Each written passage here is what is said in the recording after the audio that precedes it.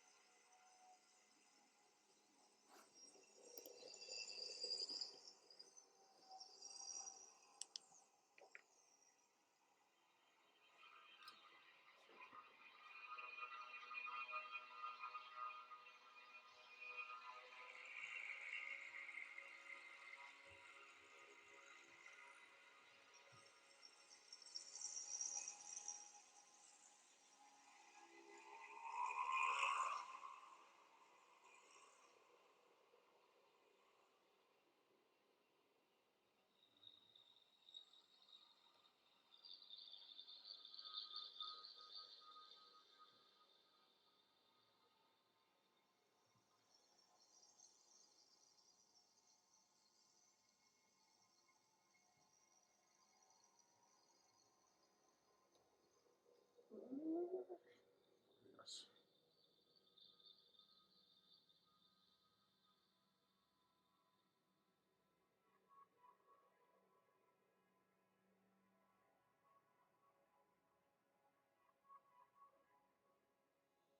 I hope this looks as boring as it feels.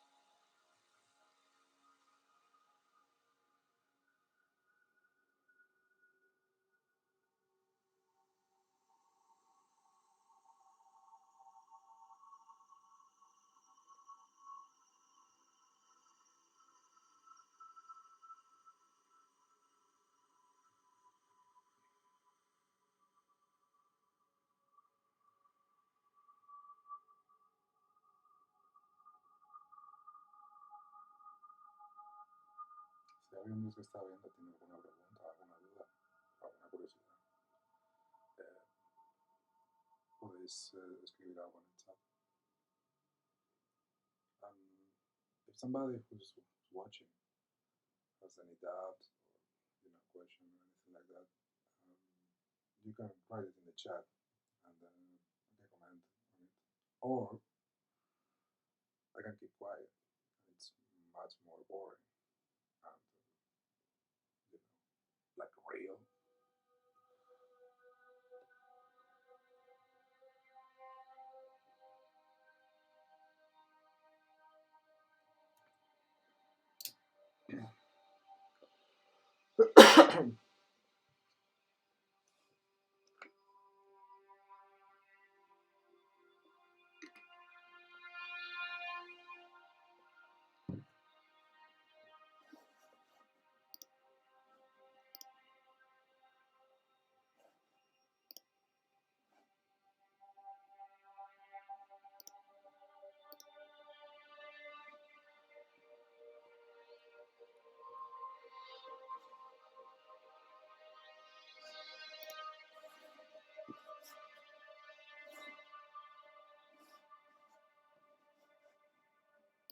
Ah, sorry.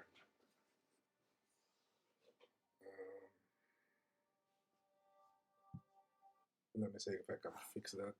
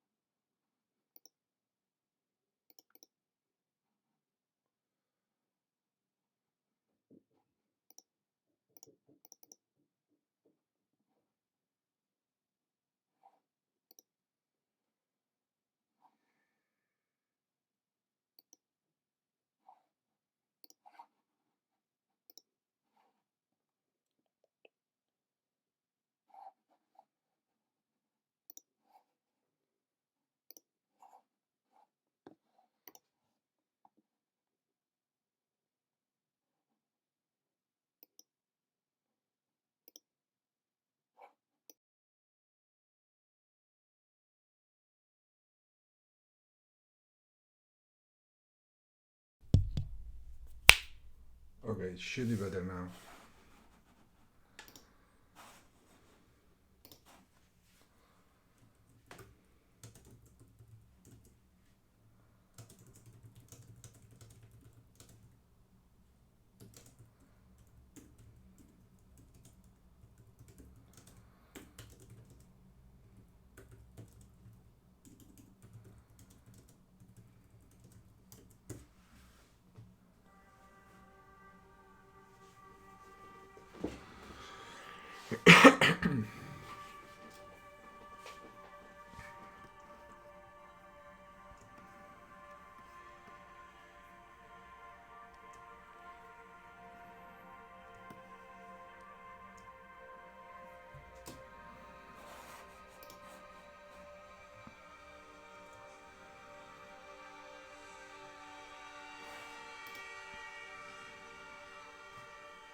Nice. Thank you, man.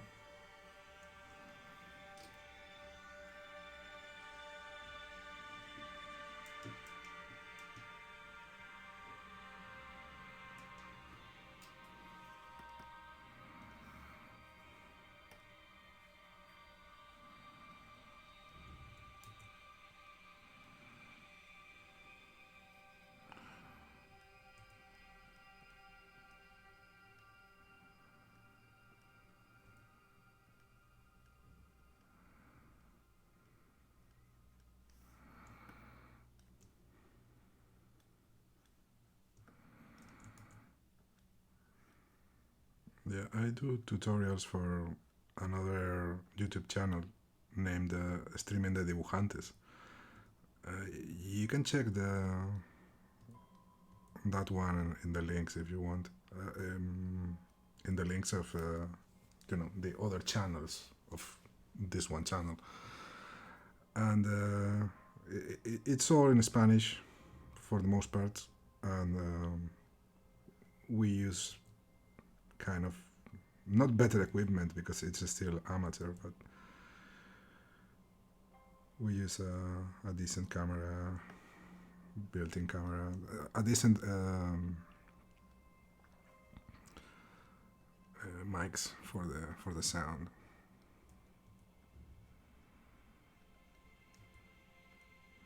Still, the live drawing. That's a cool. Still, the sound is it's always tricky. Basically, not knowing what the hell we are doing. And the live drawing is also the live streaming. Yeah, I'm sorry. Is kind of weird.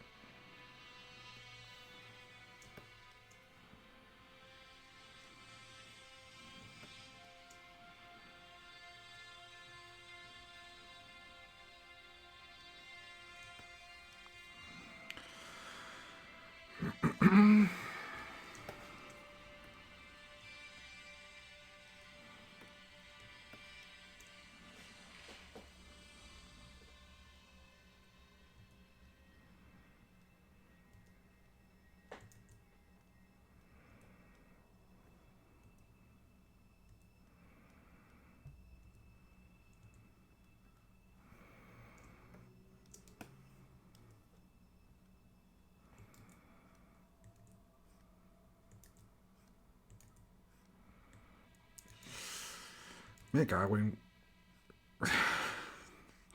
Ya está. Okay.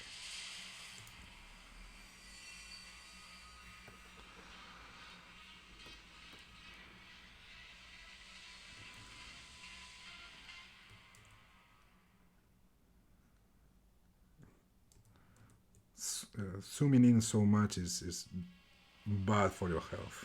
Definitely bad for your health.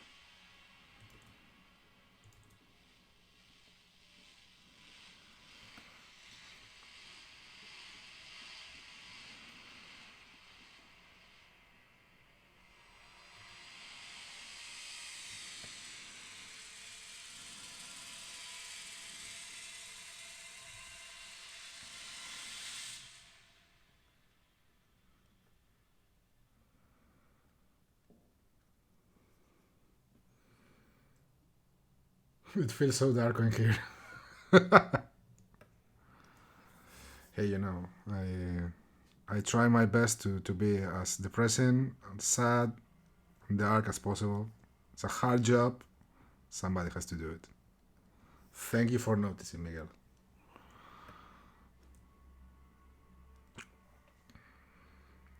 Sí, esto es lo de Tezuka.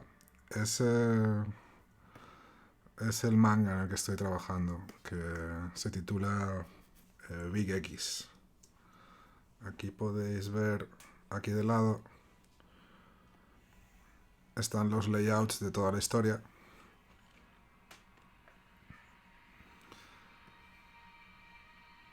Que de momento solo llevo... Claro, además está en sentido de lectura oriental. Entonces va hacia otro lado. Y solo llevo, pues, nada, un par de páginas. 3.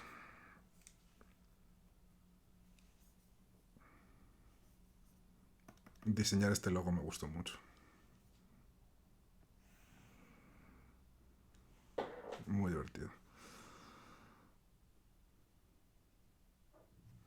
A ver cuándo llega esto. Es una portadilla interior.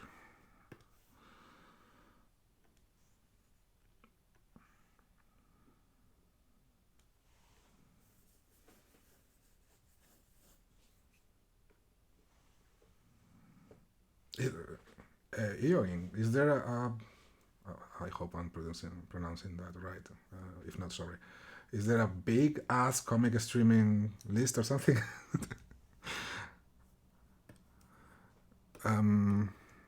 Okay, just in case somebody English speaking is listening, definitely don't listen to this. Put some cool music. not me. This thing I am drawing is my current book for the Japanese market, and it's a reboot of an old Osamu Tezuka book titled Big X. Big X was a series he did like in the, I want to say, early 80s, maybe. No, I'm sorry, that's completely wrong. Must be like 60s, because they did an animated show. I have to check that again.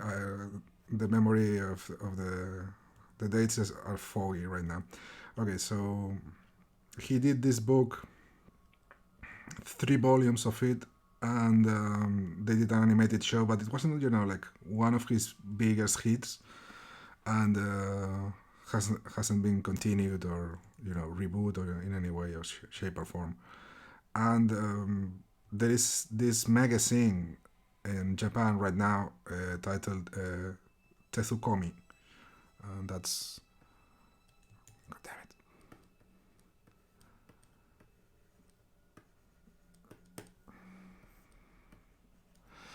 Tezukomi is a magazine completed, sort of an anthology that is comprised of basically only characters created originally by Tezuka, and reinvented, rebooted by younger authors. And you have like Princess Knight and Mighty Atom. How is it titled in the English speaking world? Well, Astro Boy, and a bunch of others, like there are so many. Anyway, in each issue of this magazine, they include a European artist doing a take on one book, on one of the old Tezuka properties. And one of the issues, I do a story rebooting. I don't know if this or not. I'm gonna go without. So yeah, and in one of the issues, I do this story. It's very exciting. And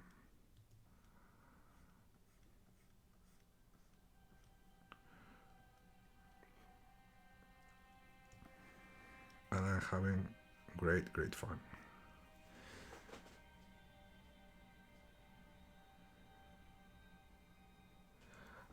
Miguel, el tema de los tiempos, pues es un poco más rápido que los americanos, desde luego. Y yo estoy planteándolo para hacerlo un poco más rápido que de lo que me han dado, para acabar un poco antes. Entonces voy a tratar de hacer 34 páginas en un mes. Este mes voy a estar haciendo live streaming y cosas de estas, enseñando un poco el proceso, porque como no es un proyecto de las mismas características que los americanos, que son muy celosos para los temas de muestras y páginas en proceso y demás, pues esto sí se puede enseñar. El caso es que estoy tratando de hacerlo todo en un mes. Creo que no voy a llegar, pero voy a hacer todo lo posible. Quería experimentar el trabajar no solo para el mercado japonés con personajes japoneses, sino también ver si podía dibujar un poco más rápido de lo que lo hago habitualmente. A ver qué tal. Es un poco una experimentación. También estoy escribiendo el guión, lo cual es no nuevo, pero poco habitual para mí. Y eso está siendo muy divertido. Porque no me puedo cagar en el guionista esta vez, porque soy yo. Así que si tengo dificultades para hacer algo, es culpa mía. No tengo a nadie más a quien culpar. Tirso, ¿qué pasa, tío? Si te quieres unir. Oh, Aurora, ¿qué tal?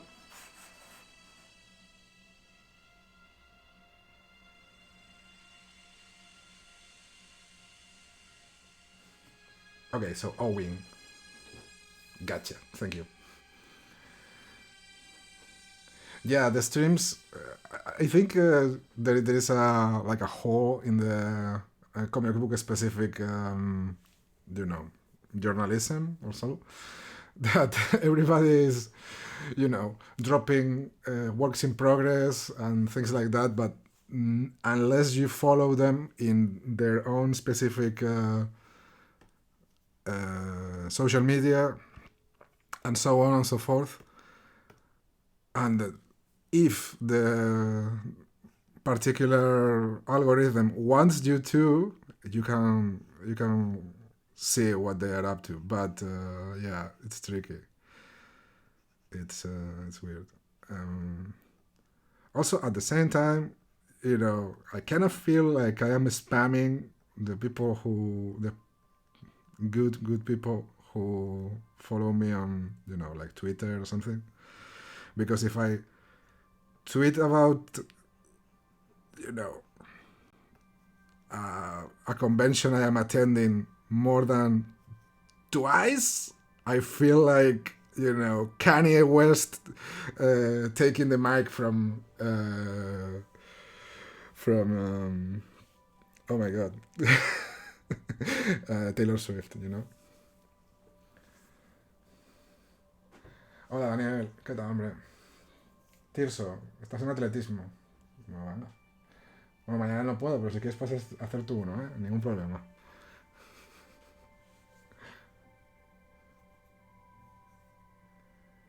Uh, yeah. Um, yeah, I did pick. They sent me like a big list of characters, Tezuka properties, and there were, all these Phoenix, Princess Knight, Astro Boy, Blackjack, all these great books. However, for the Europeans, I was one of the last authors to be selected. So they told me, okay, you cannot do one that has already been used by another author. So most of the big ones had already been chosen. Like I really wanted to do Princess Knight.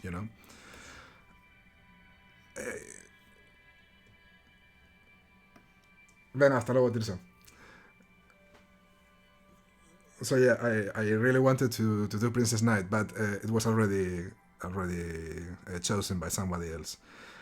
In any case, I took a good look at the list, and towards the end of the list, there was a couple of titles that sounded really interesting. I did some research, and I found this one, Big X, which had very little information to go about.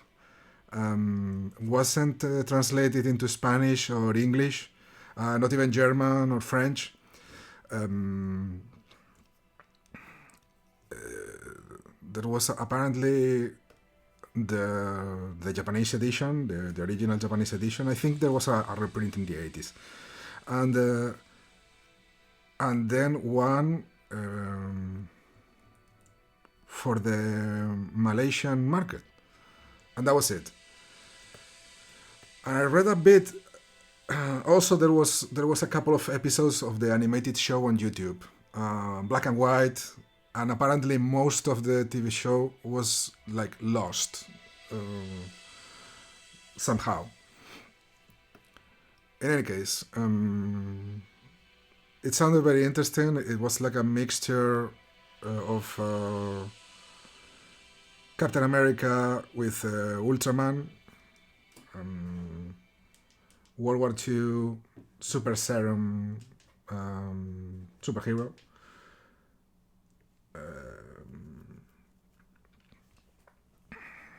Nazis involved as the main foes, and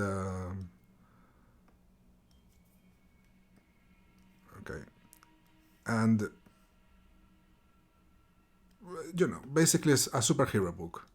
So I thought, okay, maybe I can do this. Definitely, I know how to do superhero books by this point.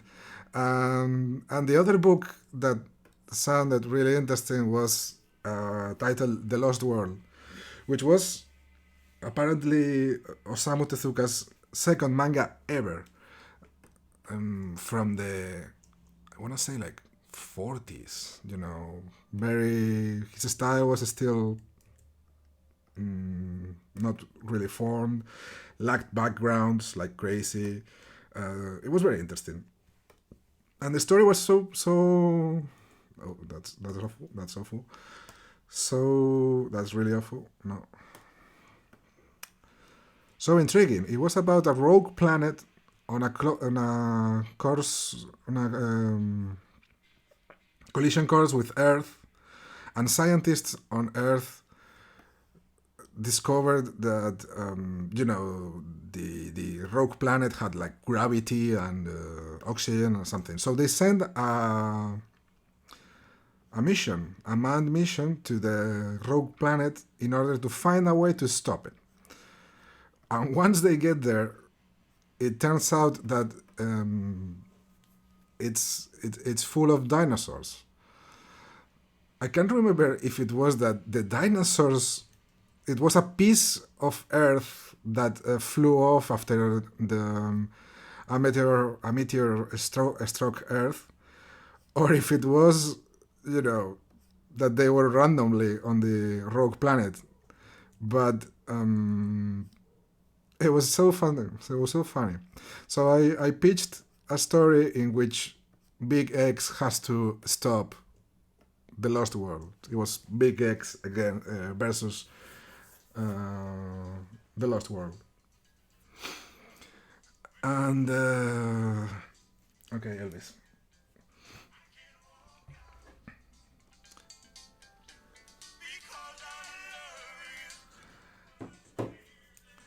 Yeah, Big X got involved and stopped the rogue planet from striking Earth. The editor didn't think it was such a good idea to try to do a crossover between two Osamu Tezuka properties. So he told me, okay, write an alternate version of the story, of the pitch, without the Lost World aspect. I was like, okay. And then it will be just a random rogue planet. And we went through a couple of versions of that because they still had concerns regarding a couple of aspects of it, of my version. And in the end, they liked one and they gave me the green light to do the script. However, the script was, they asked me for, was the full layouts of the entire story plus all the dialogue, which also should be in vertical balloons.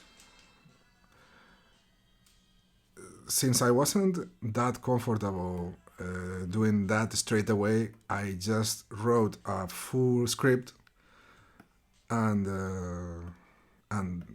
worked on it as if it was a US comic book, only one that was written by me. And I am currently drawing it. That's it. Yeah, when I was googling for Big X, funnily enough, one of the very few images I found was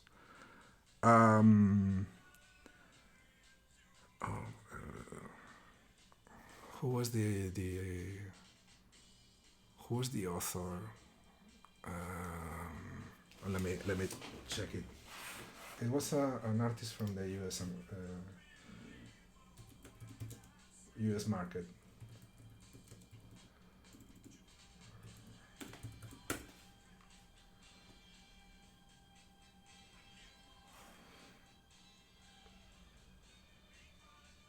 Yeah, Nick Darrington. Uh, Nick Darrington had found out about this book and did a pin-up on his own. Uh, it's on his Flickr. I think it's from ages ago, and it's so cool. It's just so cool. I'm gonna have to remember to tag him on Twitter or something when I finish, like a panel with the main character.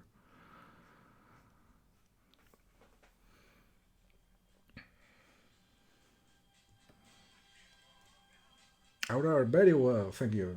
It's been ages since I visited Strasbourg.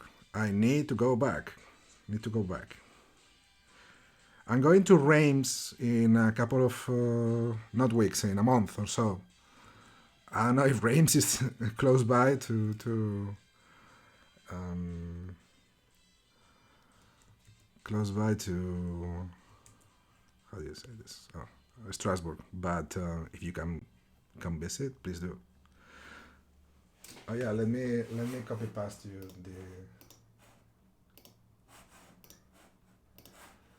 the link.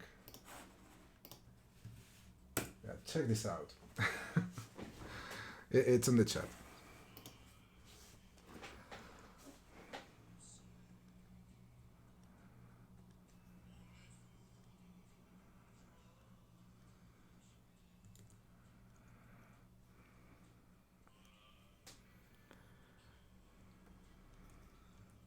Only a couple of hours. That's great.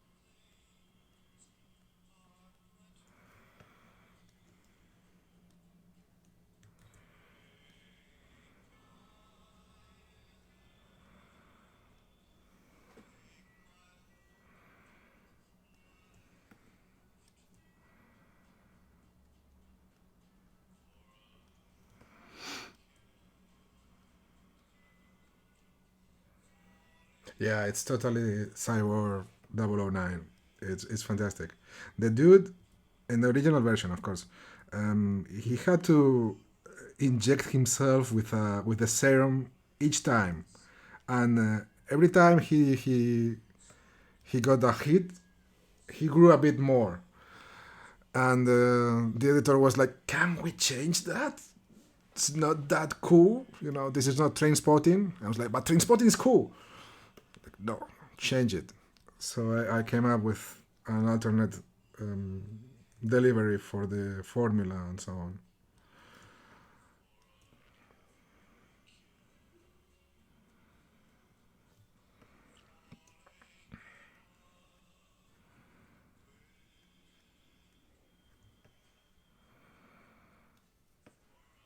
This character is supposed to be in her, like late 20s, early 30s, but she definitely looks much younger.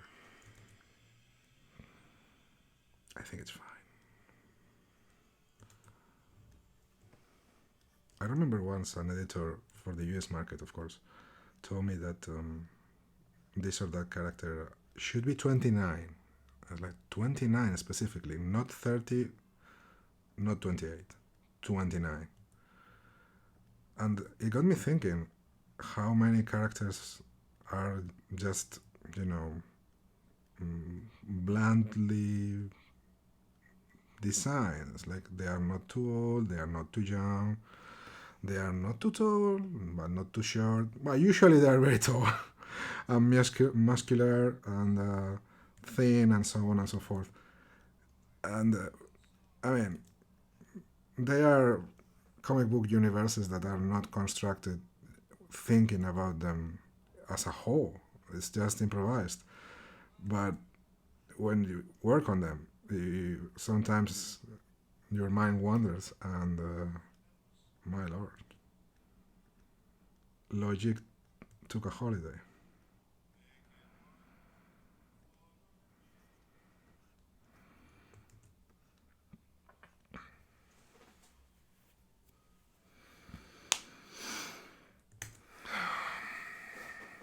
I wonder what clothing she should be wearing. Mm, Sinatra, not interested.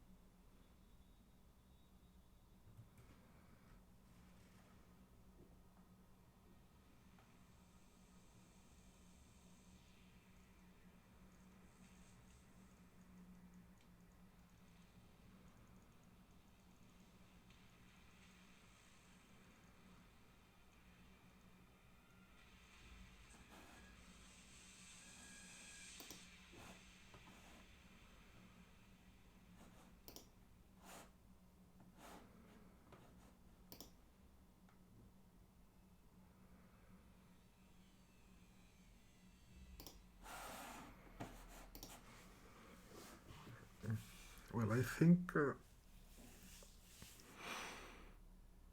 I had a sketch actually of her clothing. Maybe.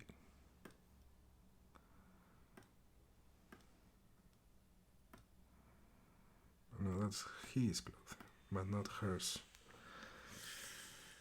Um,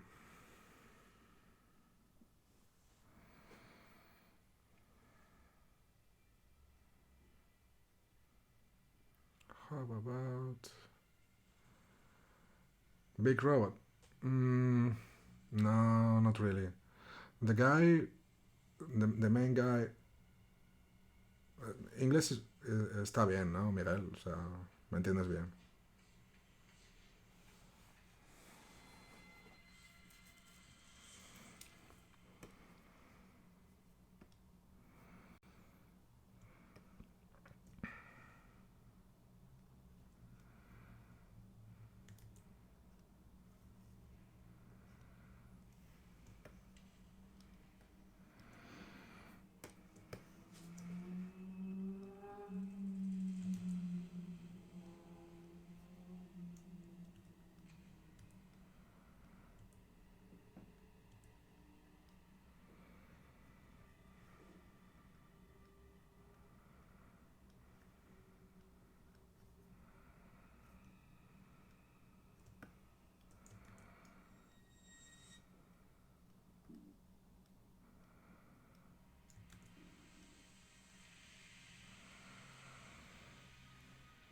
Okay, cool.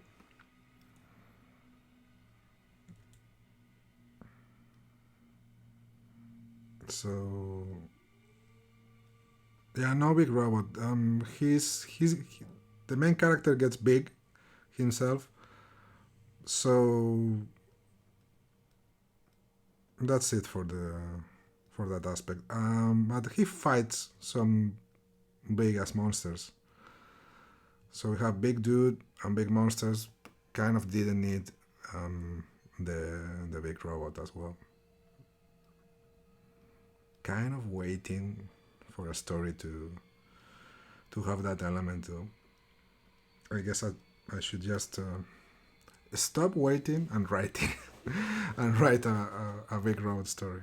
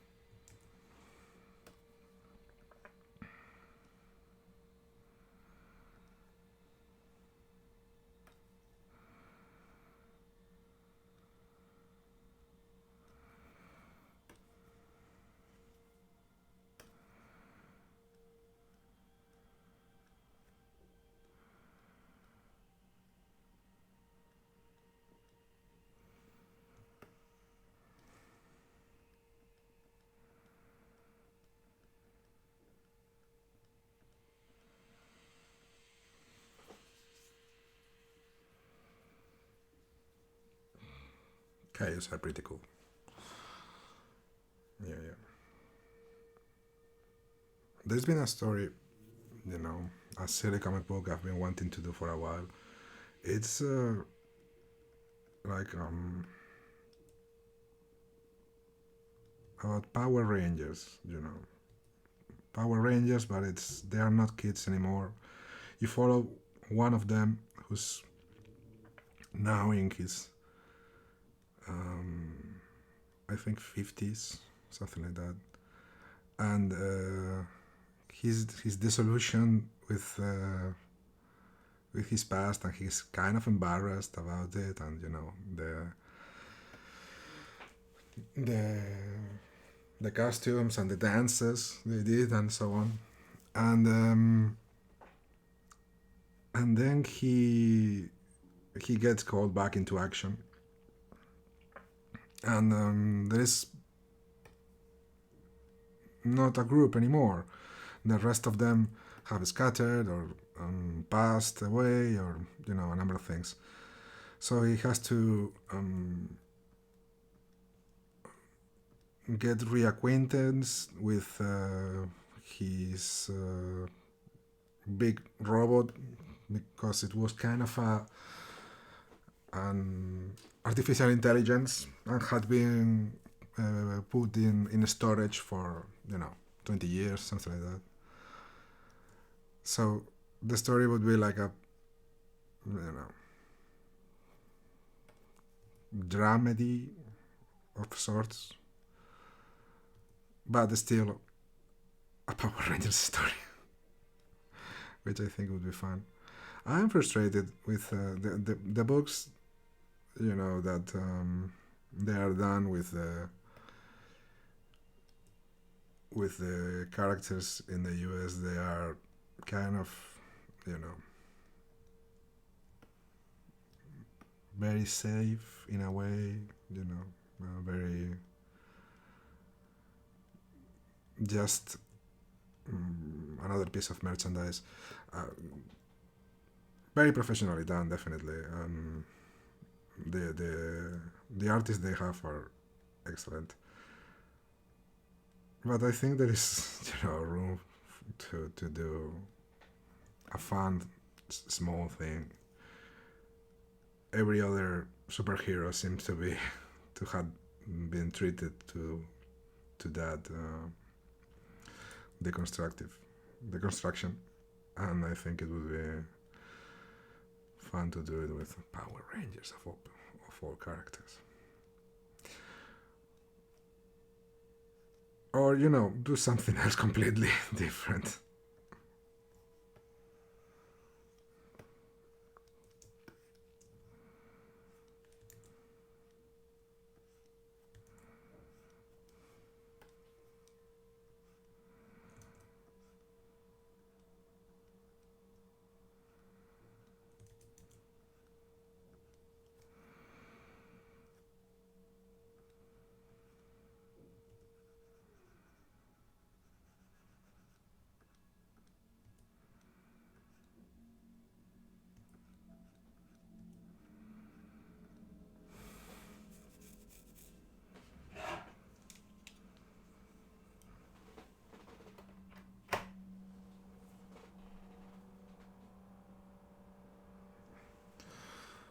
I have a small um,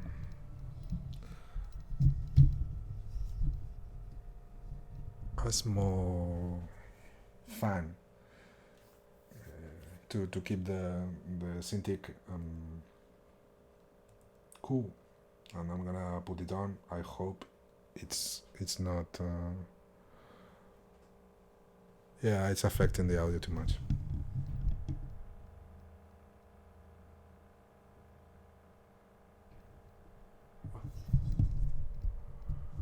Just a couple of minutes until the surface is not so warm, and I'll take it off. I'll turn it off. Sorry.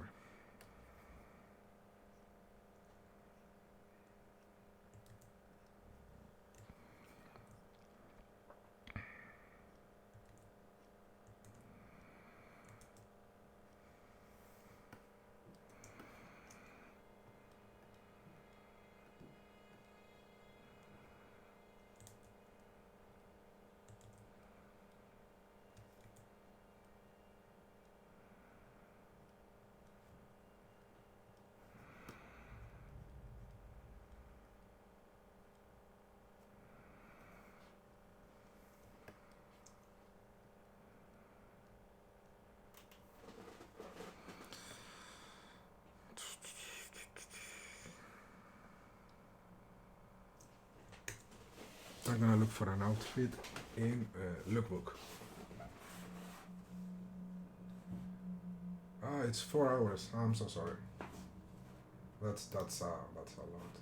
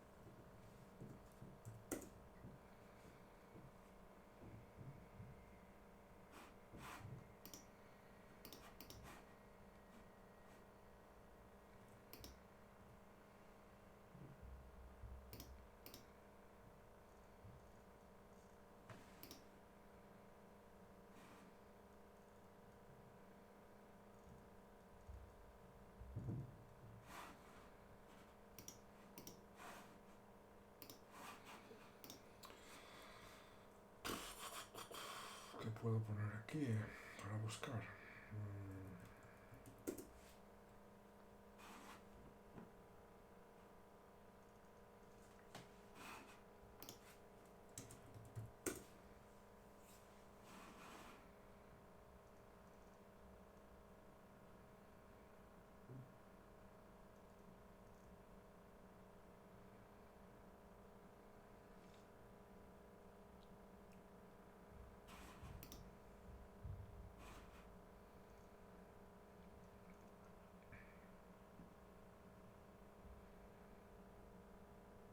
Yeah, I think I got it. It's like a leather jacket, but it's purple, which is going to be gray, and then stripped top. That works.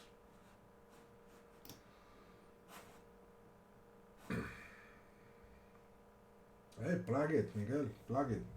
Post a link on the chat, please.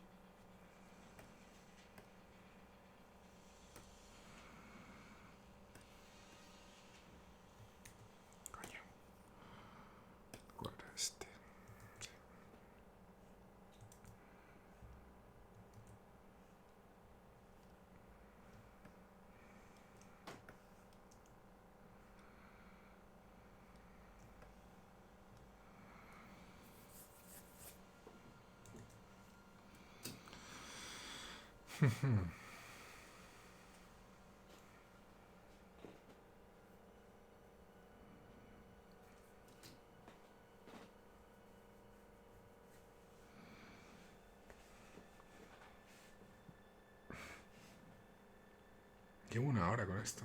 Madre mía.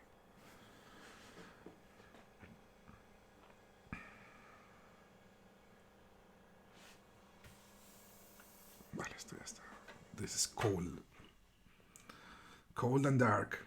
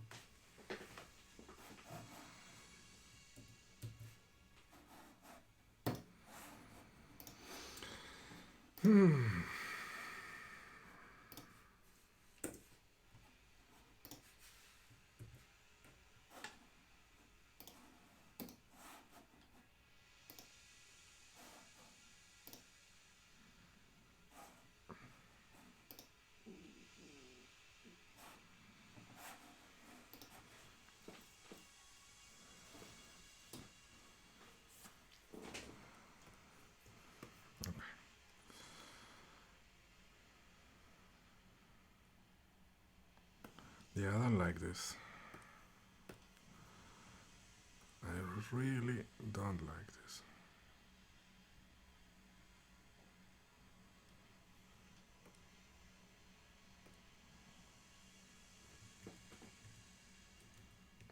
Much better, right? Yeah. But this one is not working now. So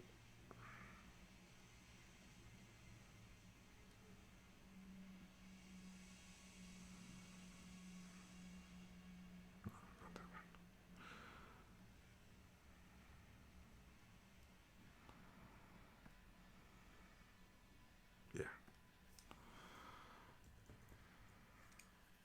All these texts are placeholders, of course, because I don't think it's going to be published in Spanish. Maybe in English, but no idea.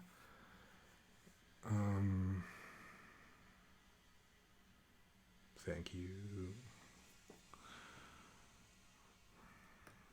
No idea. No. Come on.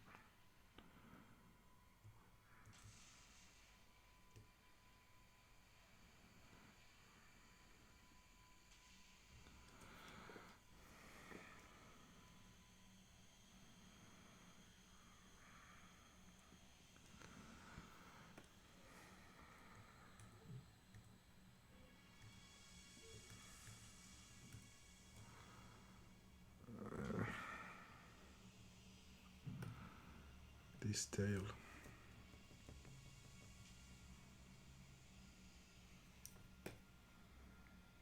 Yeah, I think that's it. Okay, I have to retouch the zipper.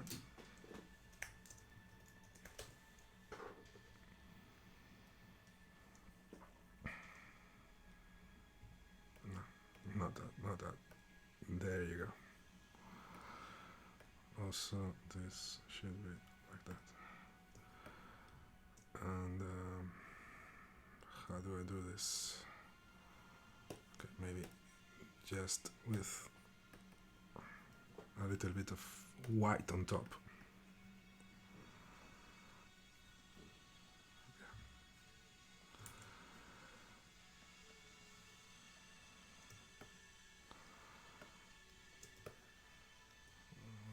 Some black. Like this.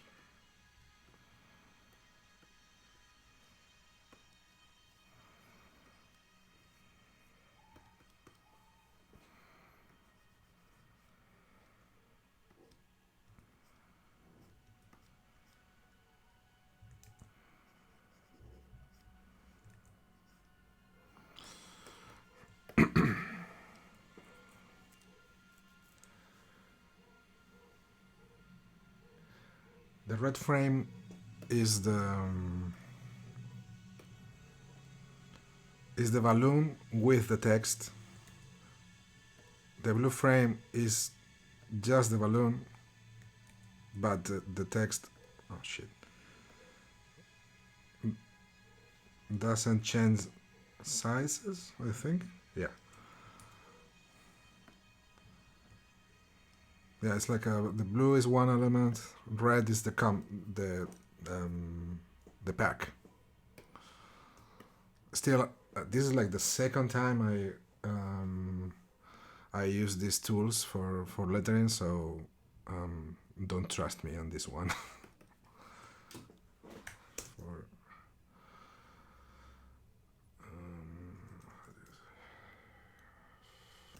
corrections. Okay, deadlines. Well, this is a special kind of thing because it's just like a side project inside the magazine that publishes the Tezuka books, the Tezuka series, Tezukomi. So that magazine probably has completely different deadlines for the creators that are working on the book each month than from the ones that are doing the one shots. Furthermore, since they are Europeans and there is an extra layer of editors and translators in the middle, I work for a French guy, and then there is the Japanese guys, so it's a two-tier process. But I was given. Let me check. Let me check.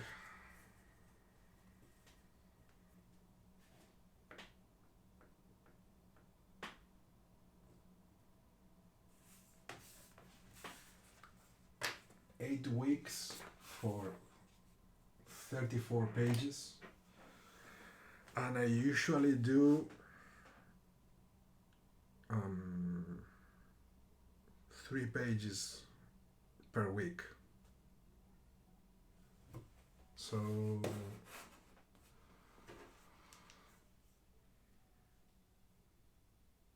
it's slightly different.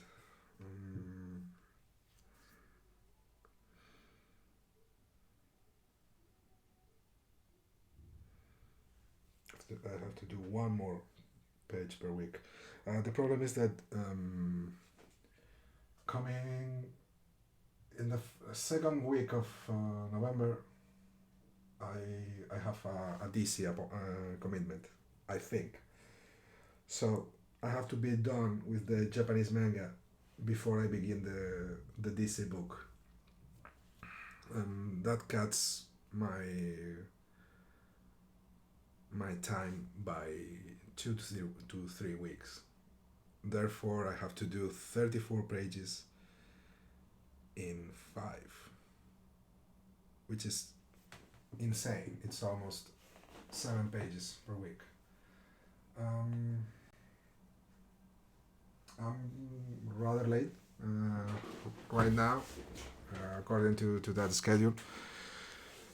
But I hope to speed up. Also, since I am writing the script, I can rework some things. Definitely, I've written it very ambitious with a lot of characters and locations. So I'll probably have to rewrite pages 8 to 10, which is an exposition scene early on. It's too long, too many characters, and too much dialogue. So I'll thank you, thank you, man. Yeah, it's crazy. Um, the thing is that it's a one thing only. You know, if I had to do this like twice in a row, I wouldn't do it. You know, I wouldn't even consider the gig. But since it's only one time, I told myself, okay, maybe we can go the extra mile this time. We can try and do, you know, not more hours, but a different approach to the pages. I'm trying my damn best to not obsess over, you know, backgrounds or that sort of thing, because this for you know, is not the States, you know.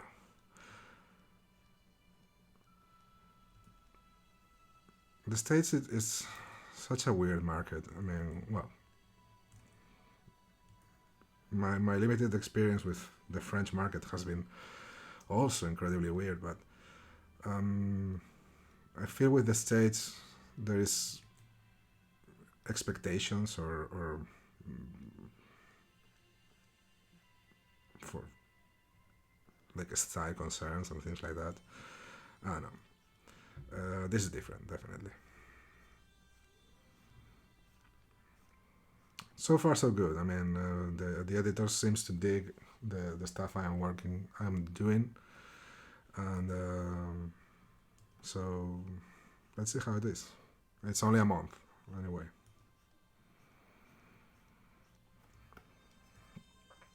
And this is the first time I draw the main character. By the way, this is Akira Shimura, aka Big X, without the mask and so on.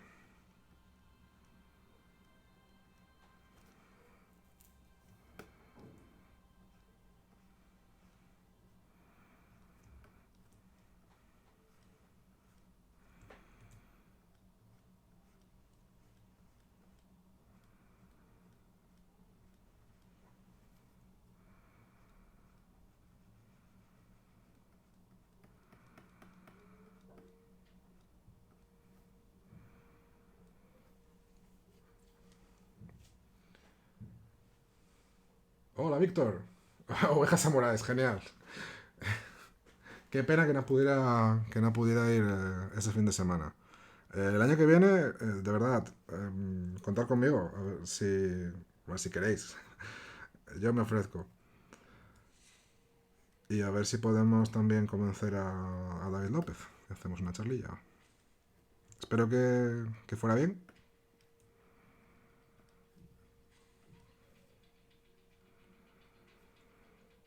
¿También estás en el podcast este de TVOs reseñas desde el váter? ¿Era?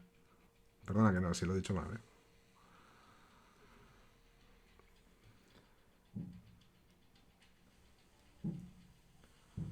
Well, thank you, Aurora.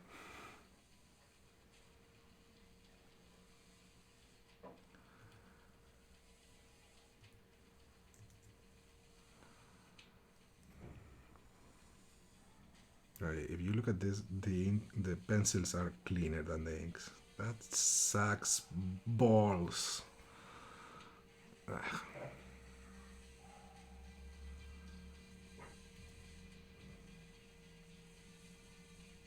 Okay, let's not obsess over this.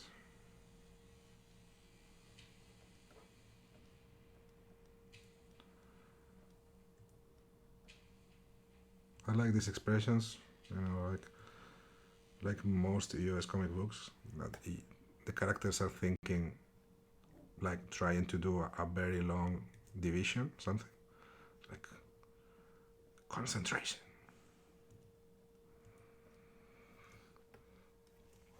Miguel, yeah, working digital.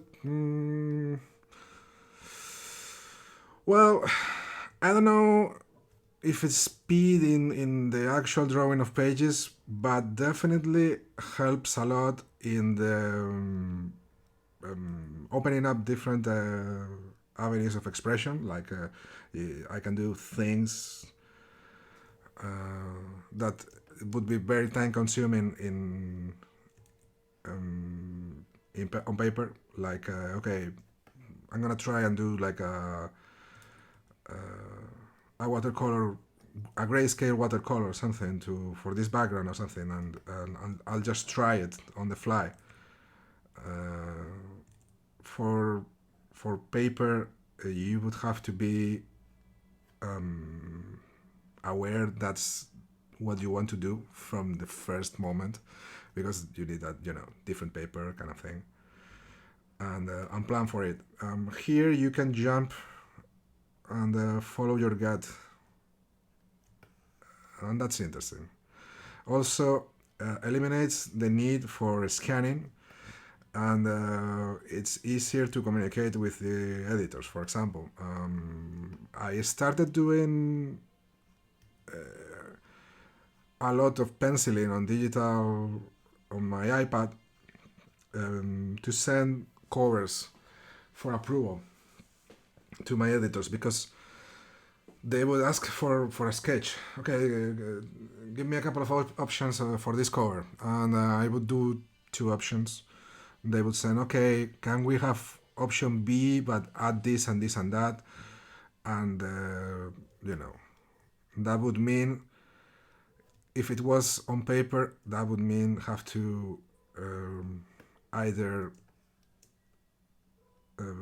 redraw on paper,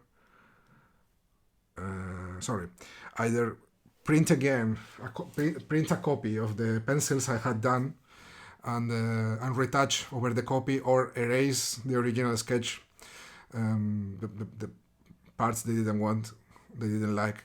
Work again over that. By that time, the paper would be pretty bad shape. Scan again, make the file, and add it. Send it via email to the editor. This way, I am always working on the same file, meaning that the sketch is at print resolution on the file that I'll draw the final. That way, you just do a JPEG and you send it their way. And if it's good to go, you can just continue drawing. You don't have to rescale. You don't have to repeat the sketch from scratch in a high resolution, or scan anything or anything. That alone is a big time saver, and also scanning is just a pain in the ass. It's just a pain in the ass. Takes forever. Depending on your computer, or a scanner, but I've tried so many and they are all pretty fucking slow. And the file management alone, it's there is no need for doing all that stuff in the year of our Lord 2019. And yeah, also I've been developing skills with this or that application, and I can do different stuff. Like, okay, I was okay as a colorist, but since on this app, this is Clip Studio, by the way, you can also color. I can work with. I don't have to go to another app or to scan color, which is, that's a problem that has never been solved, and probably won't ever. I remember a colorist complaining about this in the funniest way. It's like we've put as humanity, as a human, as a species, we've put men on the moon, but we cannot figure out a way to make the colors print exactly the same in different countries. Like, dude, seems like a simple enough problem. It's not. So yeah,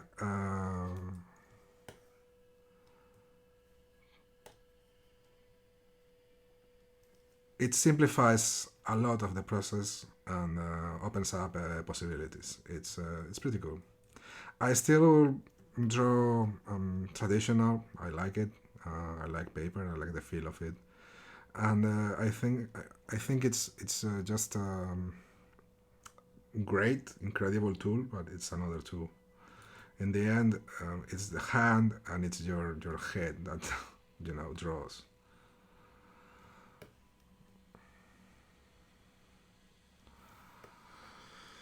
And yeah, that's the guy.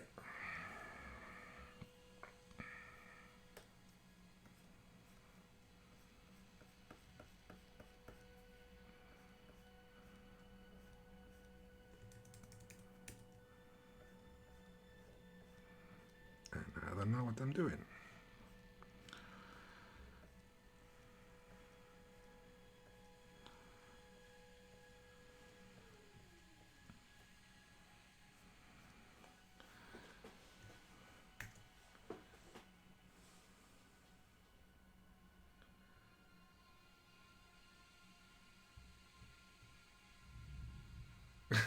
Frank Carmona, presentador y showman.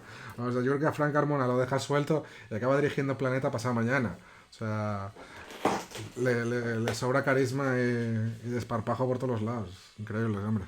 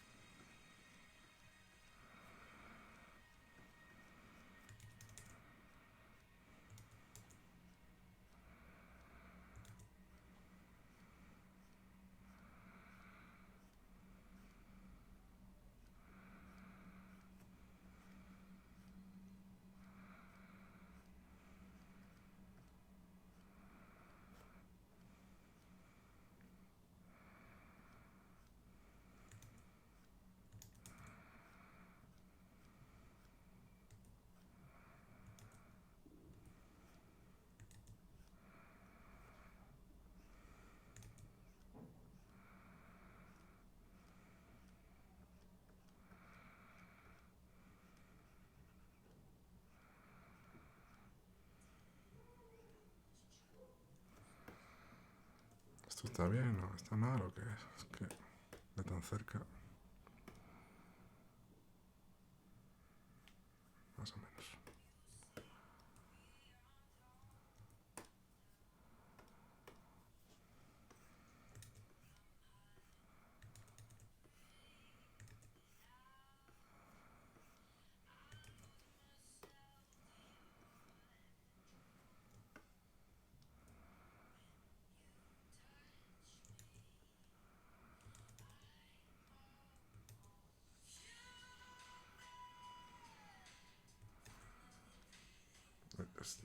I don't know this song from the. I don't remember this song from the soundtrack of Blade Runner 2049. Maybe from the credits or something.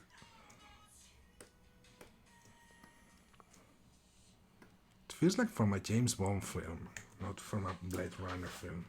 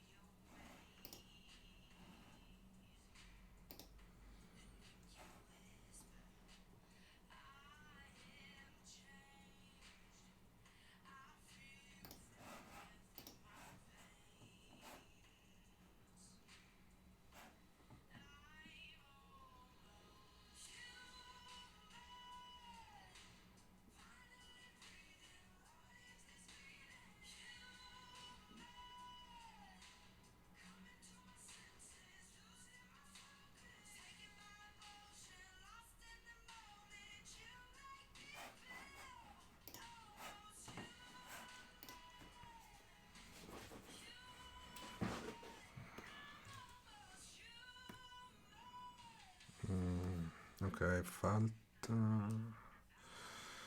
There is some pencils missing here. This guy is penciled, but who isn't? Yeah, I didn't pencil. I only have a sketch for this part, so I have to. Oh, I should just take the opportunity to do.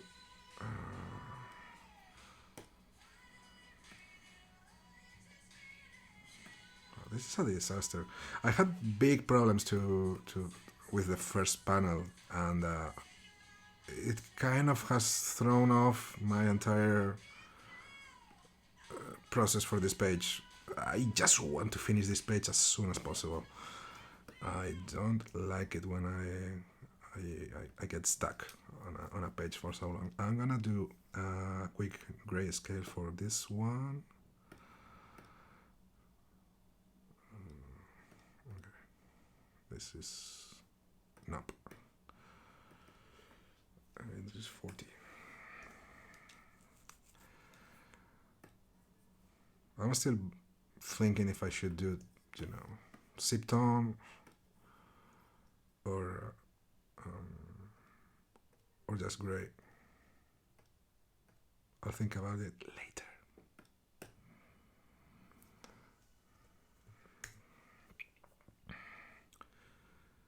In any case, 35, 35, and yeah, I'm gonna do this guy here, which is 5.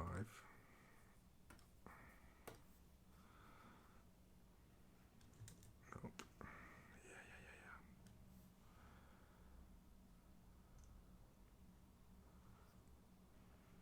Oh, you don't sound like a groupie, you sound like a friend.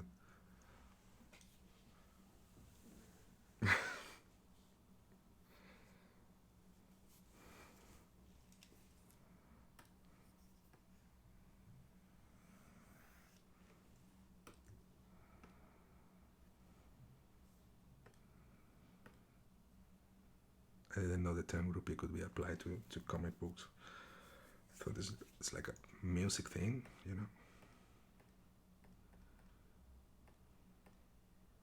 Okay. Like that.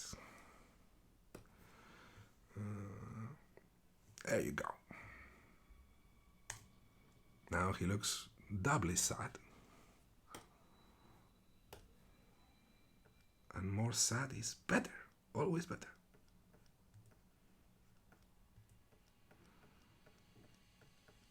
I knew I was gonna do this anyway. I should have just. Anyway.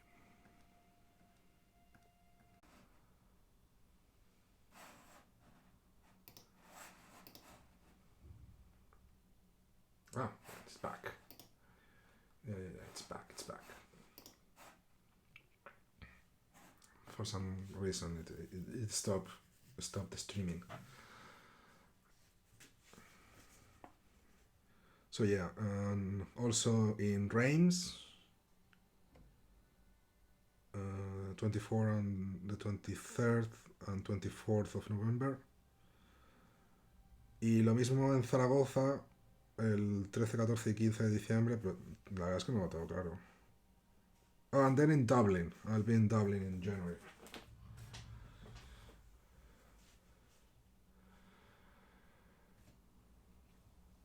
Que si va...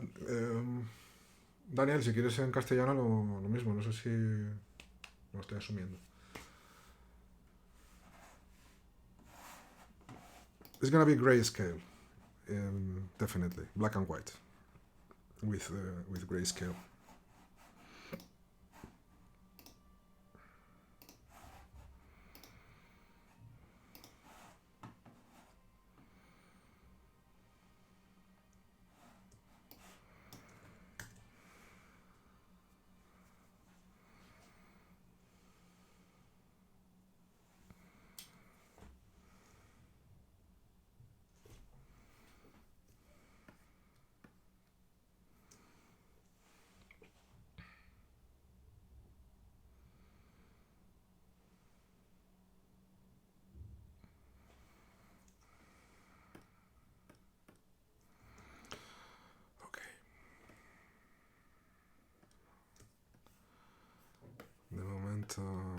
eso no lo necesito. Esto tampoco hace falta.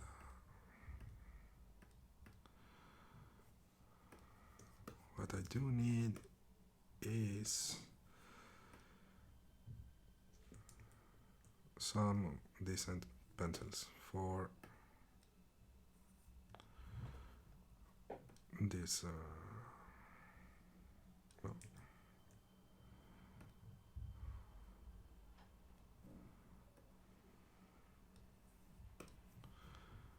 For this, no, this panel. This is pencil, but not this, not this, not this, this, and this one. Okay, okay. I'm gonna go for this one.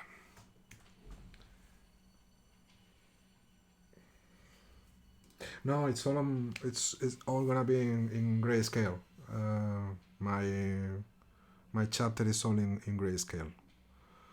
Since it's a one shot, maybe they would do some pages in color if it was going to be collected on a tankobon.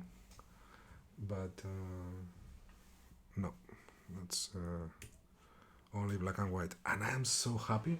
It's been so long since I've done a book in black and white. Okay.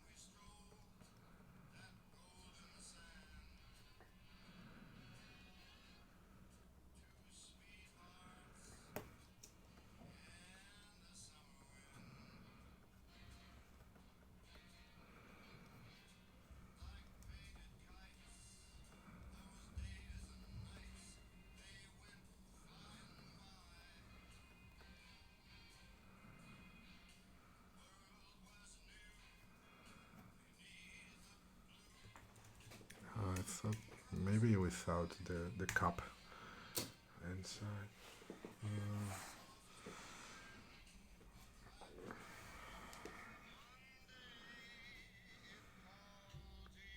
Let me change the music. See what I can find here.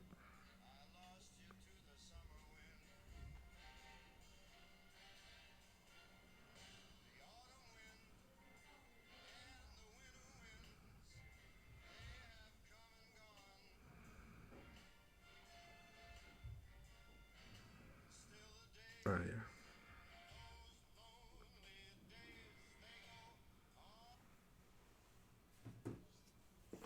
I don't know if you get to listen the music I am listening to.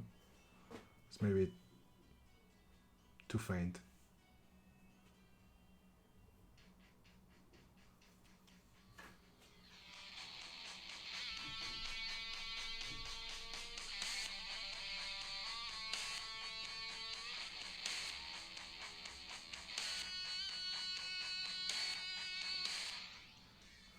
Really kick-ass theme for In the Mouth of Madness.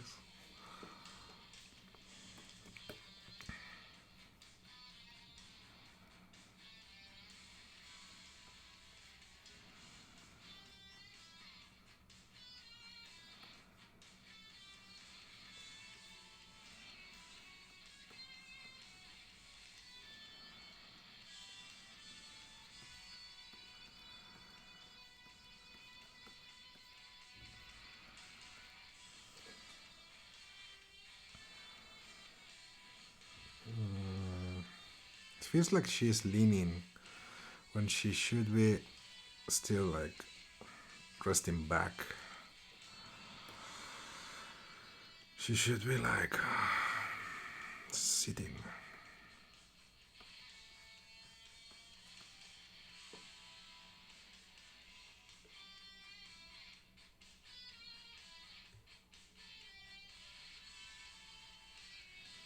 No, it's fine. It's fine. Yeah, it's fine. Come back. Come back. Yeah, there you go.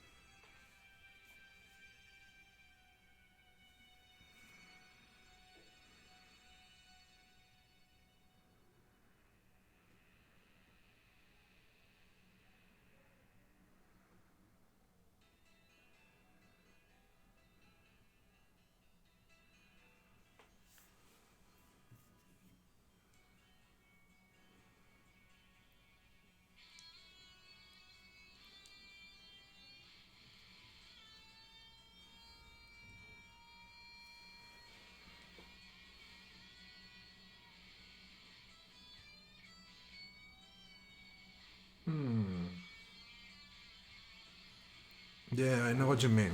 Yeah.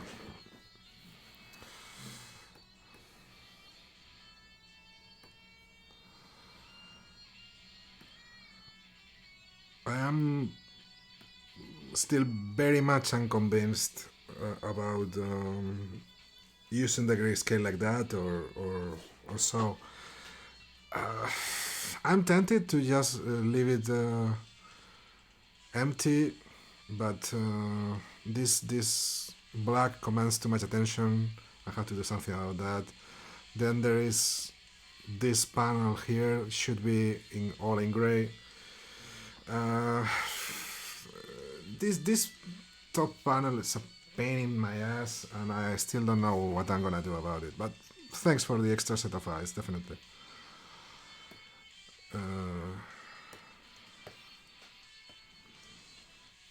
And this head is too big.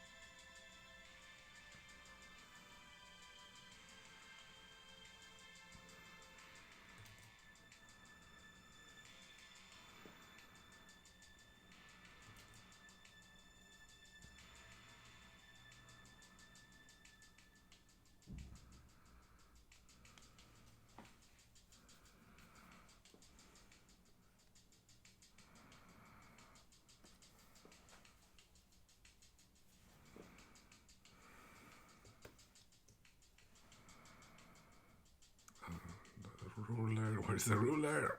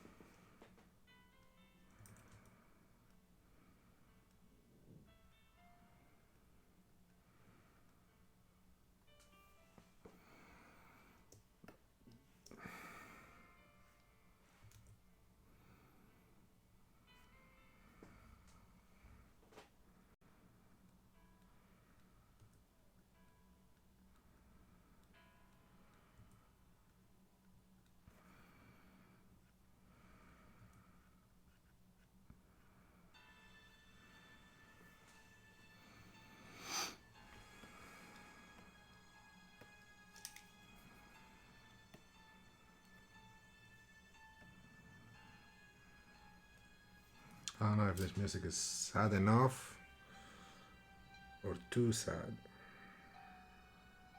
I'm gonna listen to They Live. Yeah, The Thing. The Thing.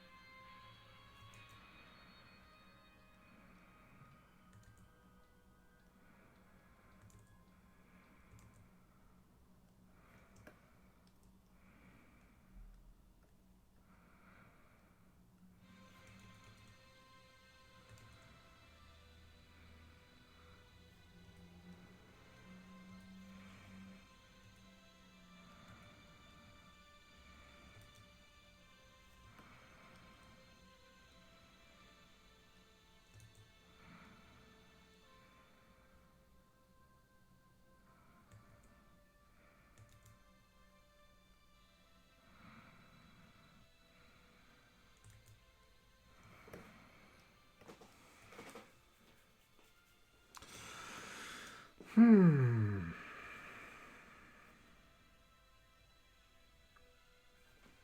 I'm doing my best to make this as boring as possible. I hope I hope I'm succeeding. You guys let me know if this is not boring enough, okay? Please.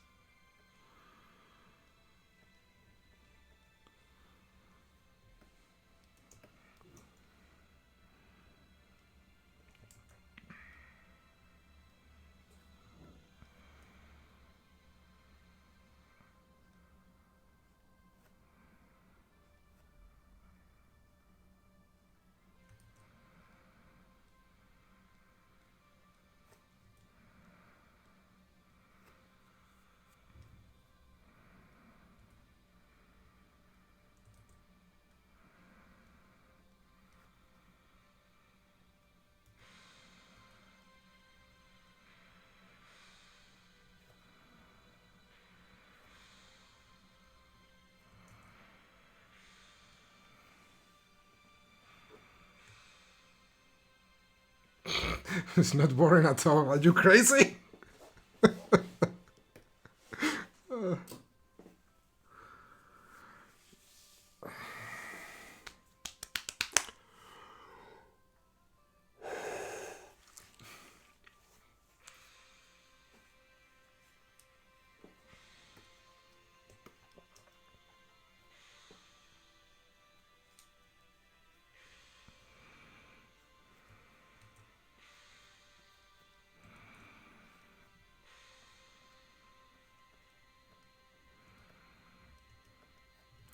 Sí, normalmente durante el día,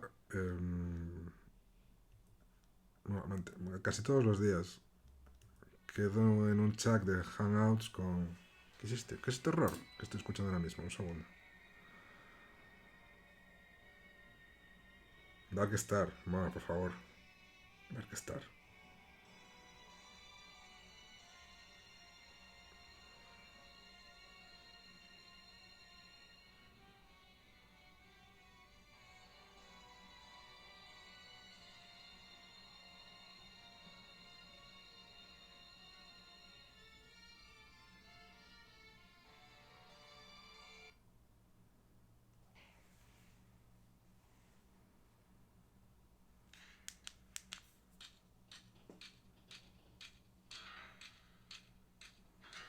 Much better. Much better. Vale, para luego ya tengo algo un poco más decente.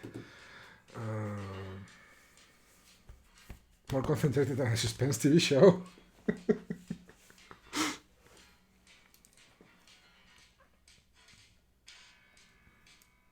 Did you watch Breaking Bad? Have you watched the new film with Pinkman, El Camino?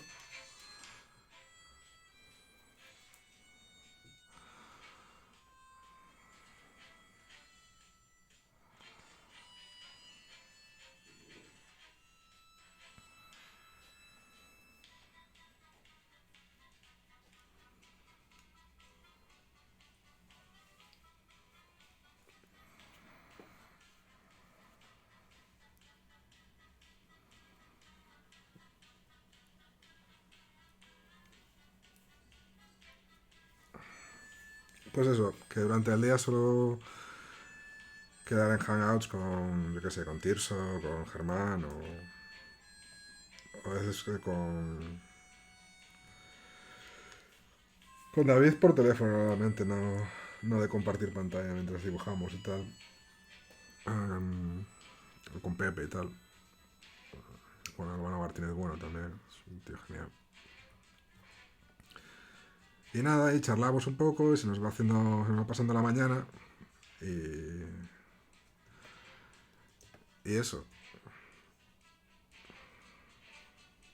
Pero cuando no,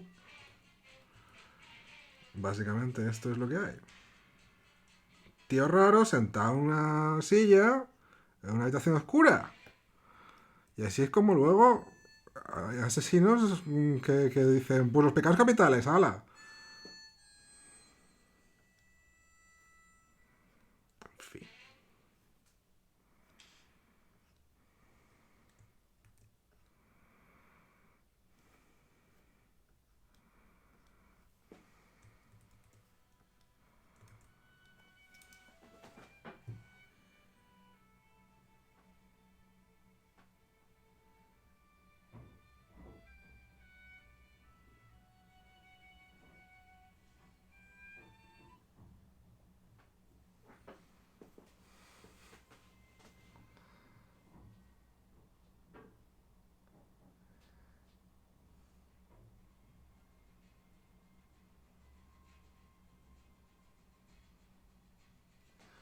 El Camino.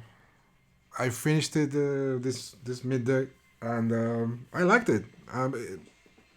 It's very beautiful. Looks great. Um, you know, from a visual standpoint, it's gorgeous movie. And you know, Pigman is great, and a lot of characters come back. It's definitely recommended if you liked the show. Aurora, if you didn't care for the last season, that's a shame. The ending is great.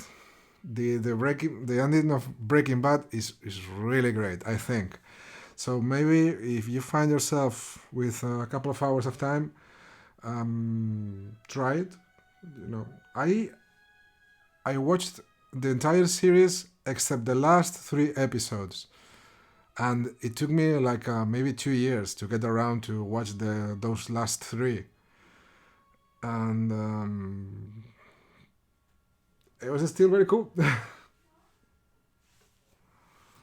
Yeah. Also, I don't know if you guys are watching.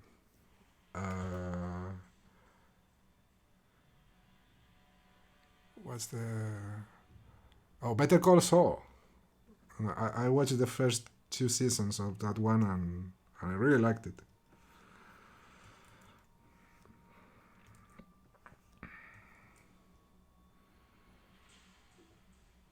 Baby Blue, a mí, Horse with No Name, esa siempre.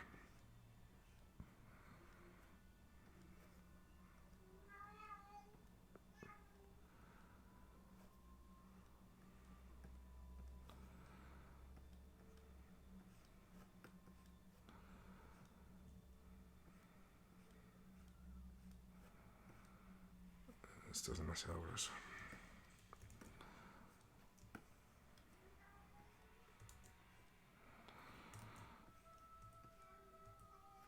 Sé que ha empezado. I know Watchmen, the TV show, is already started, and oh my god, it looks so fucking bad. I I think I hate it, and I have only seen trailers. It's like, please go away. I don't want to know you. I don't want to see you. I refuse to acknowledge your existence.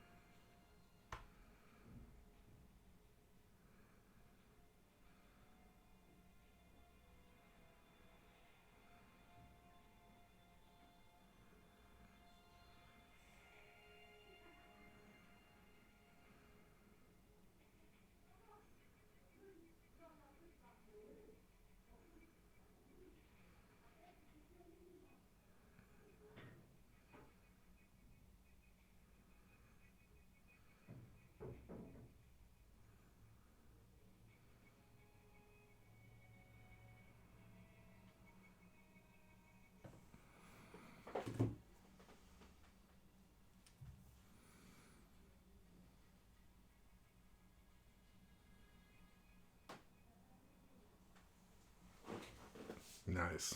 Yeah, yeah, yeah.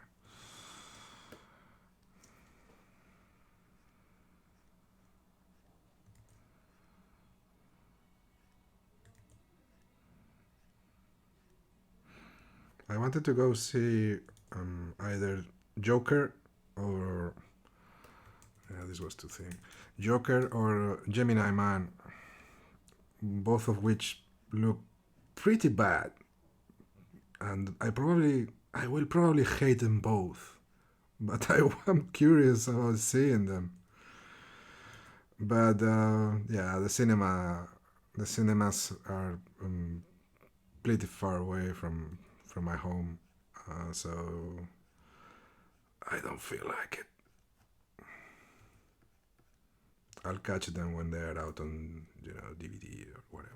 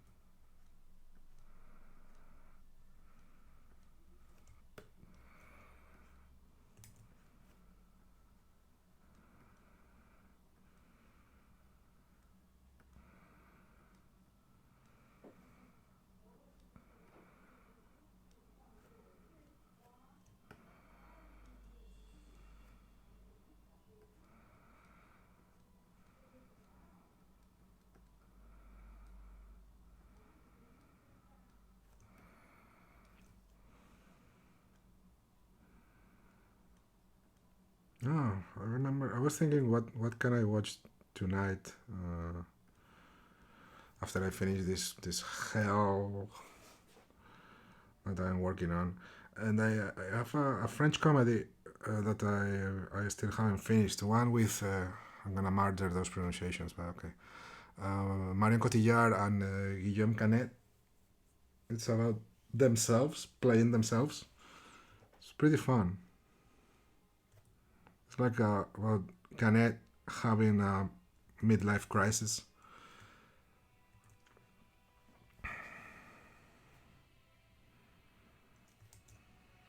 I'm gonna improvise this face. ¿Quién dijo miedo?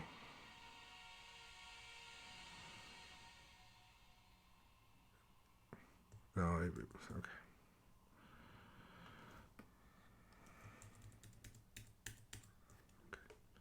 Now, Geronimo.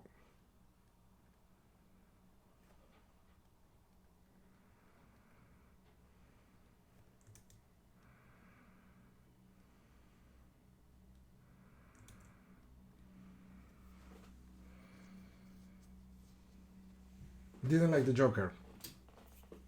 Okay. The trailer looks. I mean, it looks bad in the way of the story seems bad. However, the look of the film seems pretty good, and the actor is great, and so on. He was great in Her. That was a big surprise. I had not seen that one. Yeah, or me neither. I haven't seen the Tarantino one either. I can't remember the last film I saw. I saw in the theater. I am old. I'm old and boring, and I don't know. Maybe that fucking film about cities on wheels. It was produced by Peter Jackson. It was, I think it was titled Cities on Wheels, produced by Peter Jackson. It was really bad.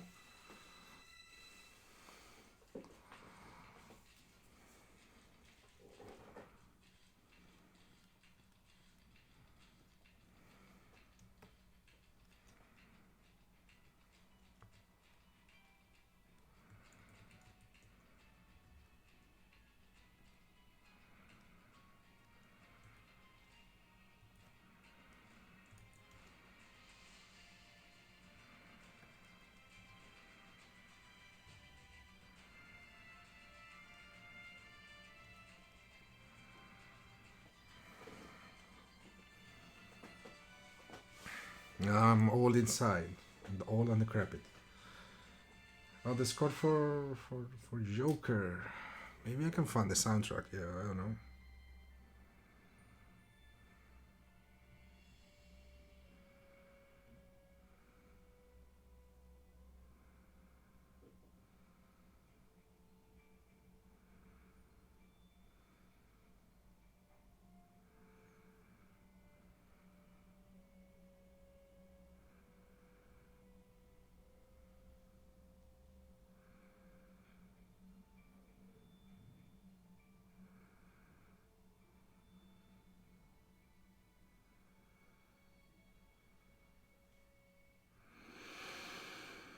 Joker.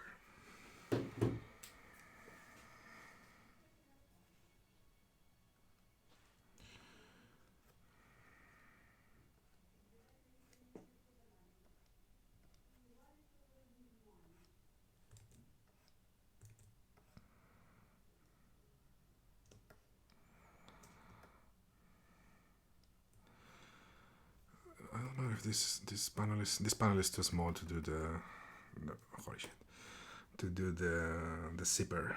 So I'm gonna do this. Come on, quick. And yeah, it's too much detail already. Totally messing this up.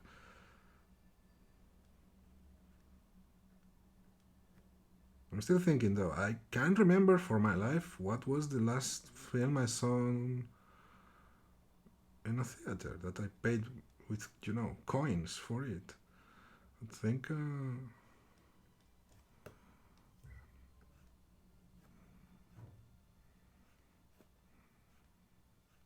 Oh no. Okay, there was. Or maybe Captain Marvel. Yeah. I went on a date to see Captain Marvel. Now I remember.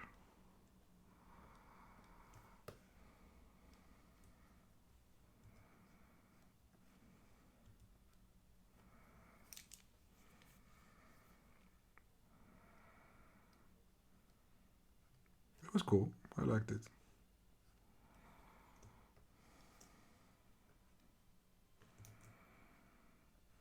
I cheered when my friend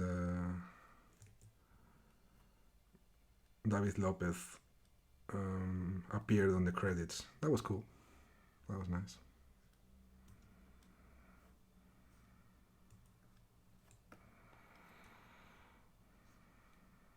That was very nice.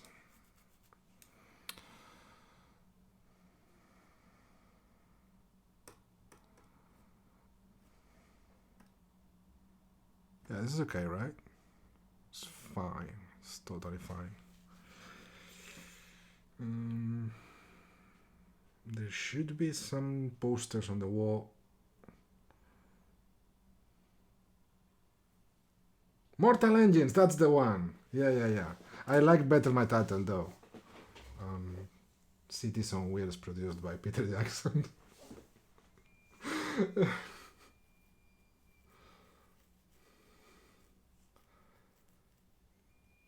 So the story was dumb. Ah. Yeah, it looked like. I mean, the, the dialogue made it look like it was, a comedy skit from SNL, something like that. Last week they released a comedy skit in SNL about the trash Muppet. It was like a trash Muppet movie adaptation in the same vein as the Joker. We are all trash, and so on. It was hilarious, but they took it seriously and made a movie. I don't know. Hey, why not? Maybe it will be fun. But I'm pretty sure I'll share your opinion on it. Oh, the last Avengers. Which one? That was Avengers 4, which is Endgame. Endgame. Yeah, I watched it at home. Yeah. I was confused the entire time.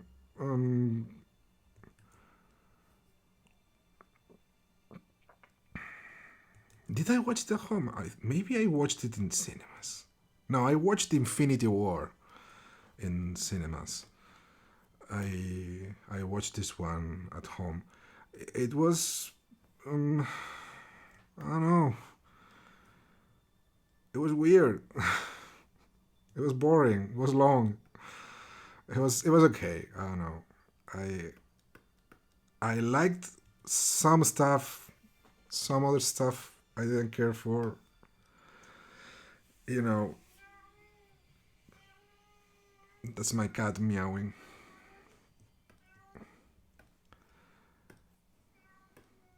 I wish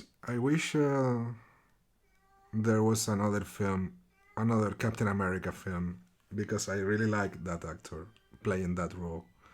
Winter Soldier was very nice, and some parts of how do you say this thing about Civil War were, I think, really cool as well.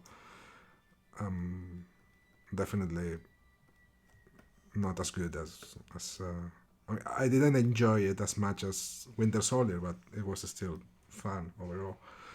And I was, like waiting for another film similar to Winter Soldier, and yeah, we never get that one.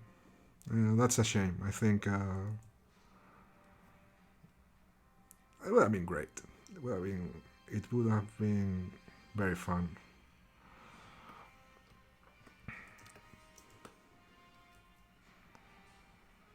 More spy stuff, and less big action. I just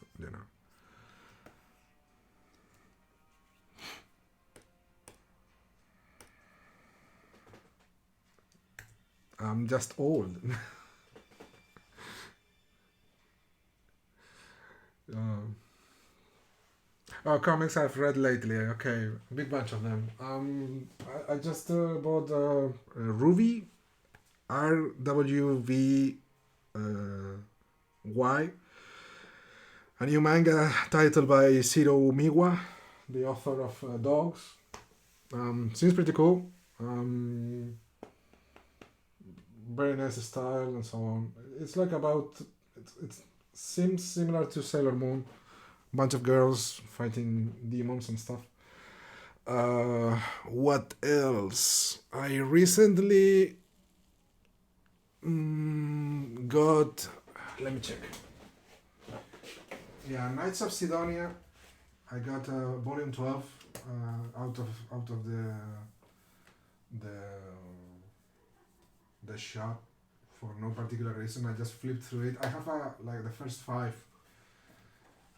which I hadn't read, but I was curious about this one. Um, Justice League 3000, which I didn't read at the time it was coming out. Um, I read a couple of issues. It was fine, very well drawn, definitely. The story of it, too many characters and references for my taste, but it was nice. I have been reading a Kieron Gillen book for Avatar titled Uber. It's about World War II with superheroes. Starts in the last few days of before the Third Reich falls, with the Nazi army deploying the first superheroes as a last measure, because the Russian armies and the British armies are closing in, and there is a spy, a British spy, I think it was British, who steals the super serum kind of formula, so the Brits have a fighting chance. The Brits and the Allies have a fighting chance, and it's I can't say I like the art really. Yeah, of course I can write the title. God damn it.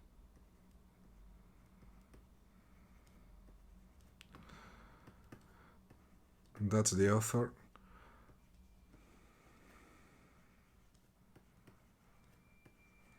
That's the title of the manga. Yeah, so Uber.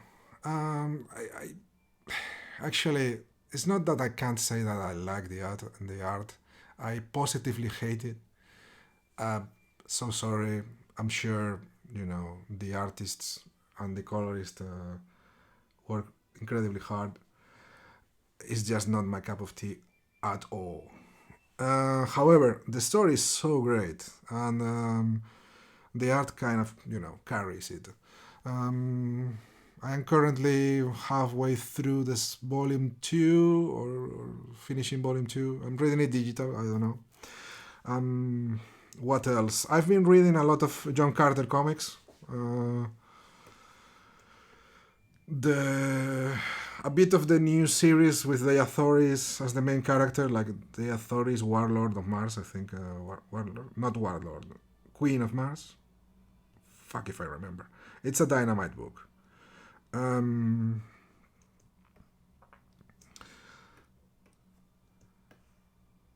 and this lady needs to be. One second.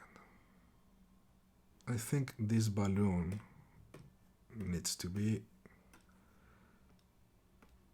No, not that one. Fuck! There you go. This needs to be there. Right? Right. I shoot myself in the foot a bit because I needed those lines, but whatever. Yeah. Oh yeah, the John Carter. Yeah, and I went and checked the first adaptation to comic books that was done as a backup of Tarzan in for DC, like in the early 70s. I want to say. I'm not completely sure. Don't quote me on that. And that was alright. It was interesting. Kind of tame in the sci-fi aspects of it. Then I jumped to the Marvel adaptation from the mid to late 70s with starts Cockrum, and Cockrum does a bunch of covers that are great. Maybe my favorite Cockrum art ever. And then it goes.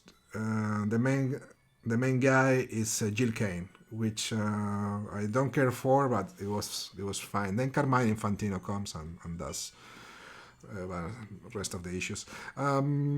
Fun, kind of classic comic book, adventure-y kind of thing. What else? More recent stuff. I've been reading House of X because my pal Pepe draws it. I had seen follow the book and seen basically most of it as he was drawing it, and it was nice to finally understand what the fuck he was drawing. um, I think issue 2 is going to be receive the Eisner for best single issue. It's really good, and then they kind of lost me a bit. I'm not that much into continuity jargon and so on. But that issue isolated is excellent. You can give that to anybody and say, okay, here's a cool story with the X-Men, and this new X-Men is introduced here, and you can see this nice story unfold, and it would be a great experience. Yeah, no problem, I wrote. Definitely check that book. Maybe you like it. What else I've been reading, and so on and so forth. I bought a new edition of Daredevil Born Again, which EDW put out, I think last month or this month. It's the artisan edition, which is black and white scans of the, not black and white, but like a scans of the original art for all the pages of Born Again. Pretty cool, affordable, nice size, good. It was a nice edition, and I you get sucked in so fast with those nice books. Also, my friend Tonchi sent me a care package with some nifty comic books he found. It's stuff that I had read already, but for some reason I didn't. I borrowed and read at the time, but never bothered to buy for myself. And he found some copies and sent me. He sent me a US the US edition of because I only had the Spanish. I had read in Spanish. The Grendel Tales, three different volumes, a miniseries of Grendel Tales. It was. This is turned off. Okay, so it should be this one. And the three should be this one. And we're gonna do like this. Yeah. So.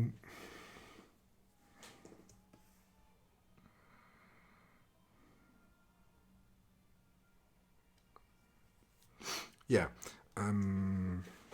Grendel Tales, one by Teddy Christiansen and James Robinson, Four Devils, One Hell, and that's pretty cool.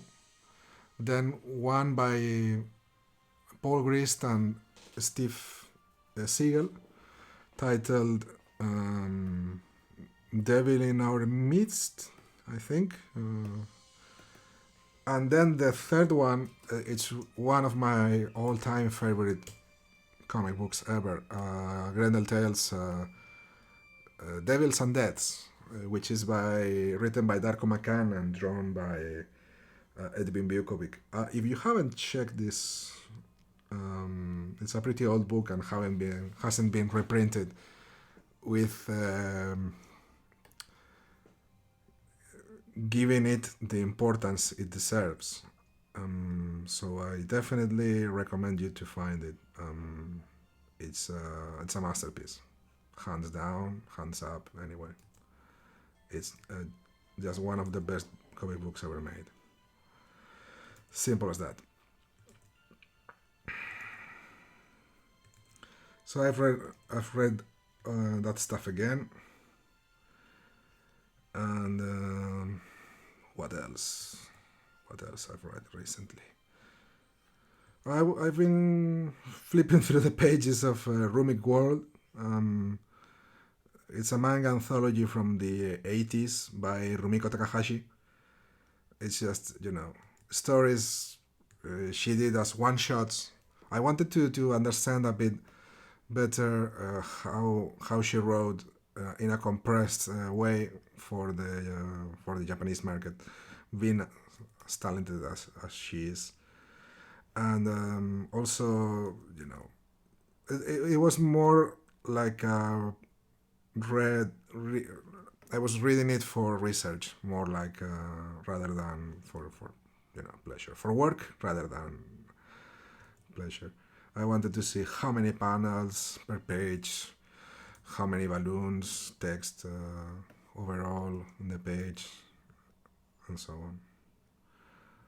Surprisingly dense for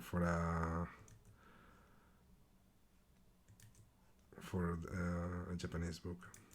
It was excellent.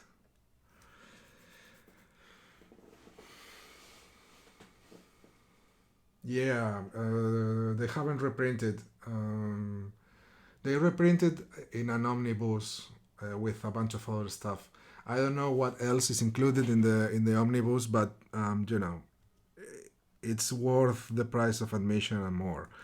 You can probably find it online, like in an online shop, and whatever they ask you, since it's not a book that has been given attention by journalists or has been given awards, it's cheap. You can buy it for cover price, and I think it's 20 years since it was first published. Uh, it's amazing. It's just amazing. It will tear your heart out.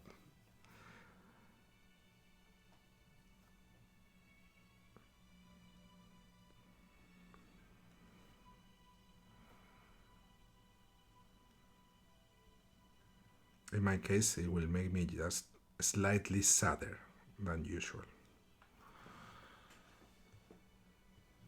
Ah, you have to buy two omnibuses. They are fucking idiots. They are fucking idiots. That's it.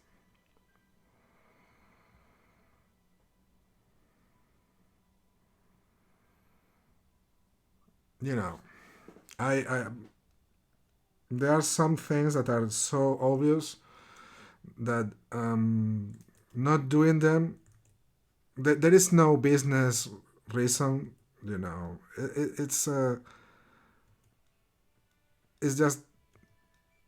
just fuel for stories to tell. You know, it's like when Born Again was published in Spain for the first time. It was published as a backup for Dale Keown's Hulk. It's like, are you fucking kidding me? I mean, you're an editor. You received one copy of Peter David and Dale Keown's Hulk, and you receive one copy of Frank Miller and David Mazzucchelli's Born Again. You read both, and you go, yeah, Hulk is the one to go with. It's like, fucking idiot. Why do you have that job? Somebody fell, down a set of stairs, and it's like, okay, whoever is here, now you have the job. Whatever, man.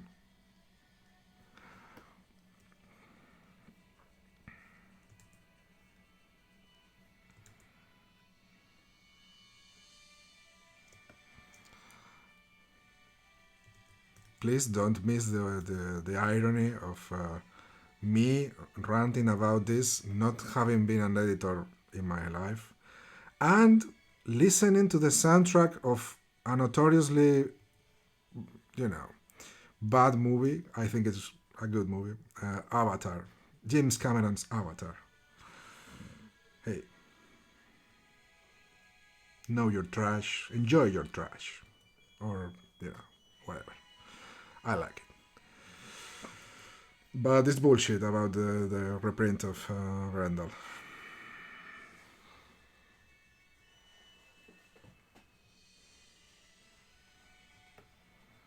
Recently, Marvel reprinted a Darko McCann book from the late 90s titled Cable and Soldier X. I mean, it was titled Cable, and then it was titled Soldier X. Both books are basically, the same. Written, a few episodes are written by some other guy, I think David Tishman or something. But then Darko takes over, and everything is drawn by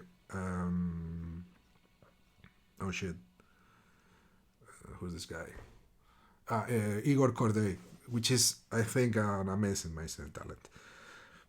For some people, it's an acquired taste or whatever, but they are wrong.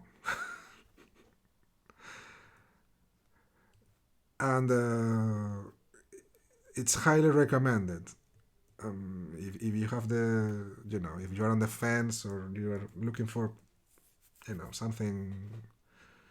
something to read that's good, and it's action-y, like a war comic, but with mutants and so on. This book is highly recommended. The cover is not by Igor Corday because, again, sometimes editors just happen to be, random people who were there when the previous editor died. So that's it. again, I'm sorry. I mean, probably the editor was, an acquaintance I quite I'm quite fond of at Marvel. She does most of the reprints at Marvel, and you know, I'm sorry. I just have thoughts about fucking art.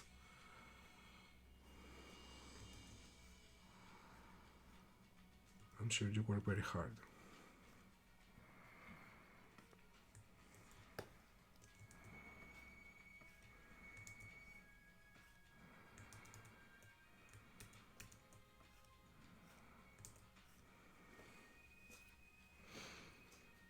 Yeah, they got Corday. Yeah, Corday is a beast.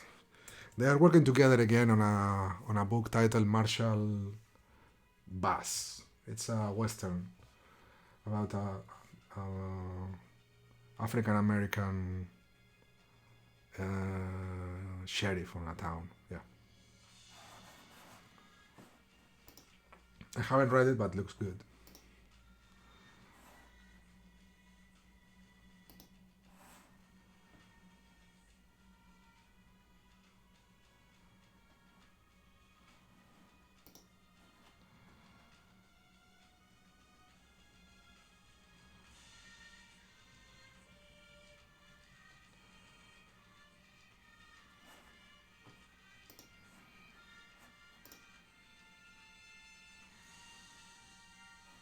Oh, by the way, if you want to, you know, if you feel like Darko recommending Darko, of course. I mean, hey, I'm not hiding anything. I just admire that man like crazy.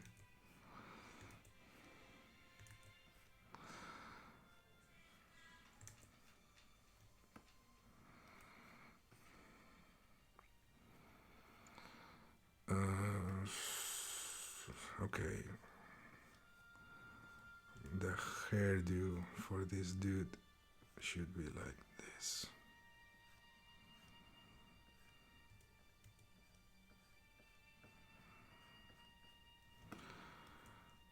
I don't think there is much, you know,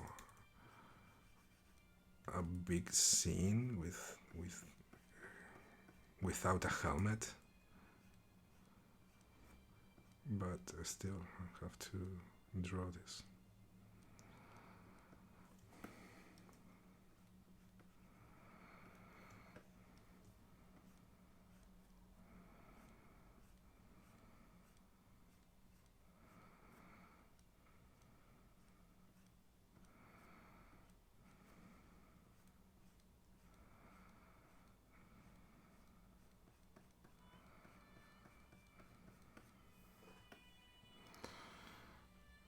Okay, and now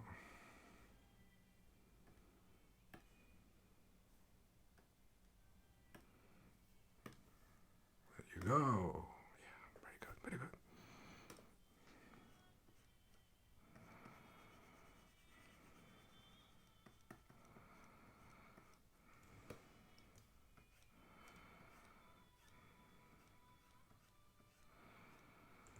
And what have you been reading?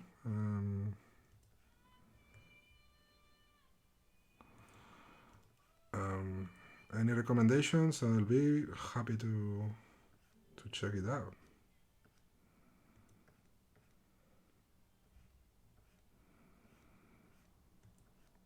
My current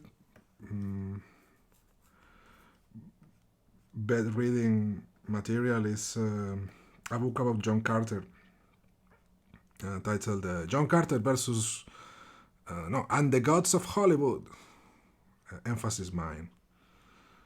It's incredibly boring and I love it. It's about the marketing and release of the John Carter film from 2012. You know, with the guy from Friday Night Lights. And it's like a reading about a car crash in slow motion with lots of information I really didn't care to know about publicity people, you know, being hired and being fired, and somebody deciding that John Carter of Mars should be titled just John Carter, as if not having of Mars on the title is going to hide the fact that the movie takes place on fucking Mars. It's hilarious. It's hilarious.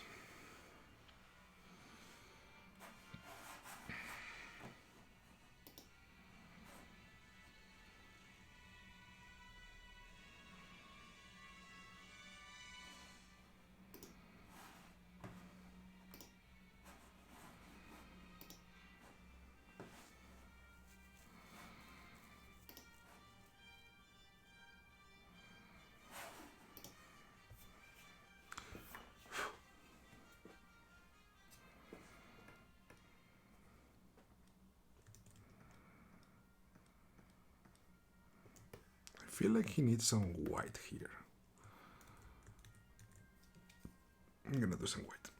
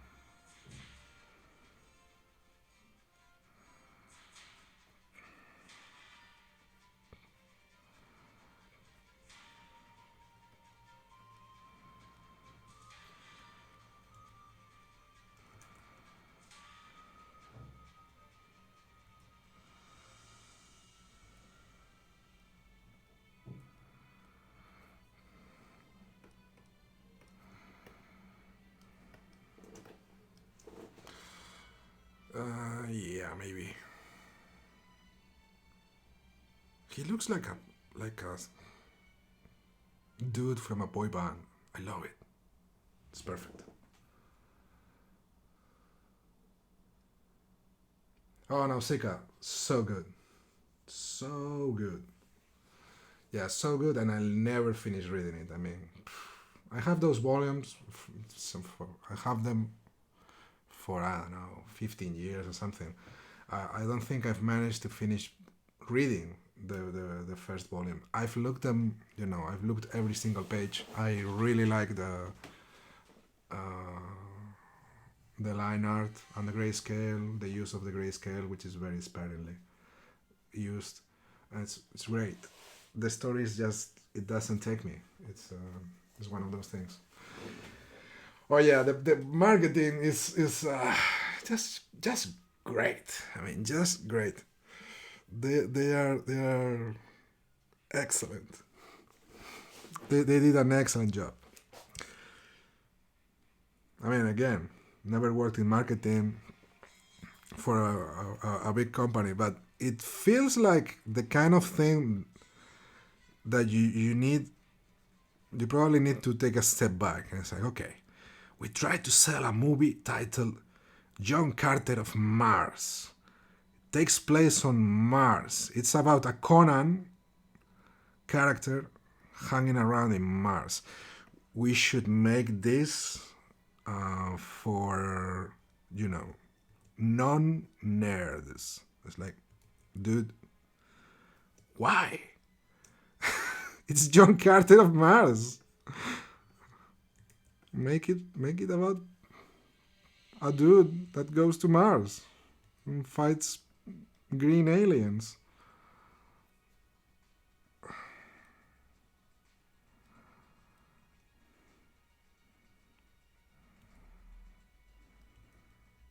Anyway,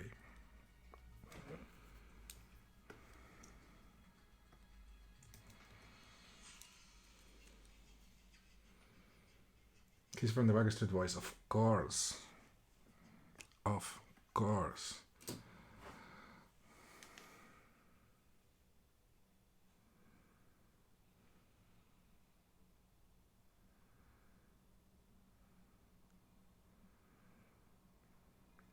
I don't care who you are, where you're from, what you need, as long as you love me. And that's all you're gonna get. Sorry. I'm so sorry. Oh shit, I forgot. This is recording as well. This is gonna be here forever. Anyway. Very little, very few subscribers. Nobody's gonna find out about me singing.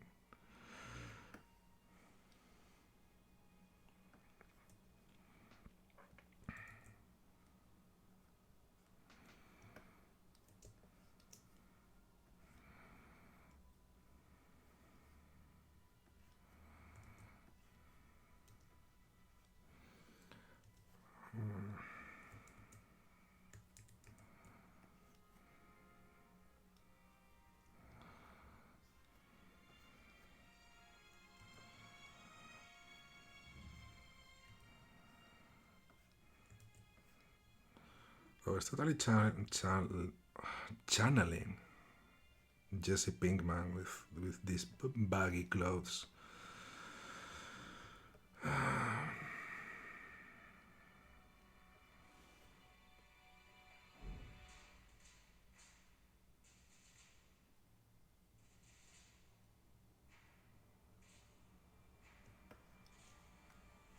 Hopefully soon, Aurora.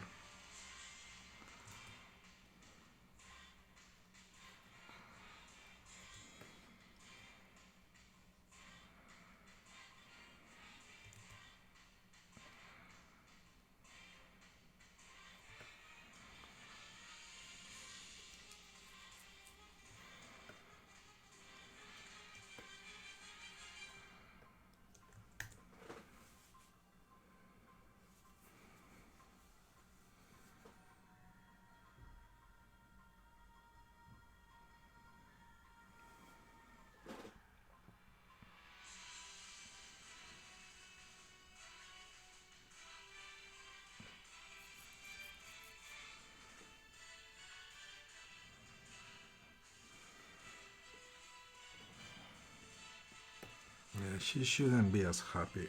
She looks too happy. Everything is awful. She shouldn't look that cheered up. I mean, there's supposed to be a moment of levity, but not that much.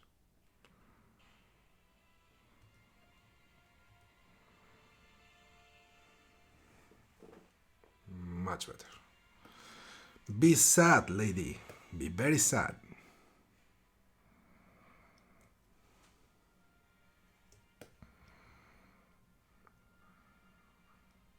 Okay, and this guy should totally be like, I don't know,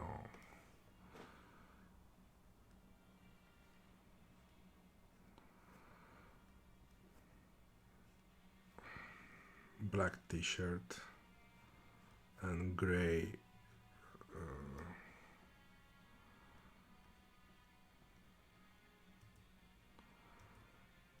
oh shit.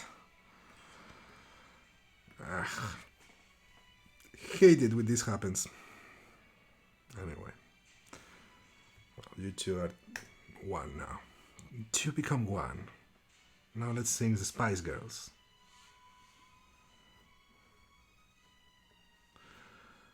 What happened just now is that I drew stuff that belonged in another layer on the wrong layer. But, well, who cares?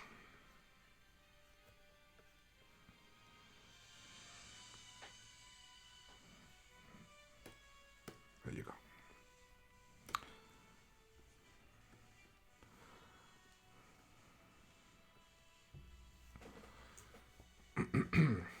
Oh, 2 hours already. 5 more minutes and I'll be gone. I'll be gone.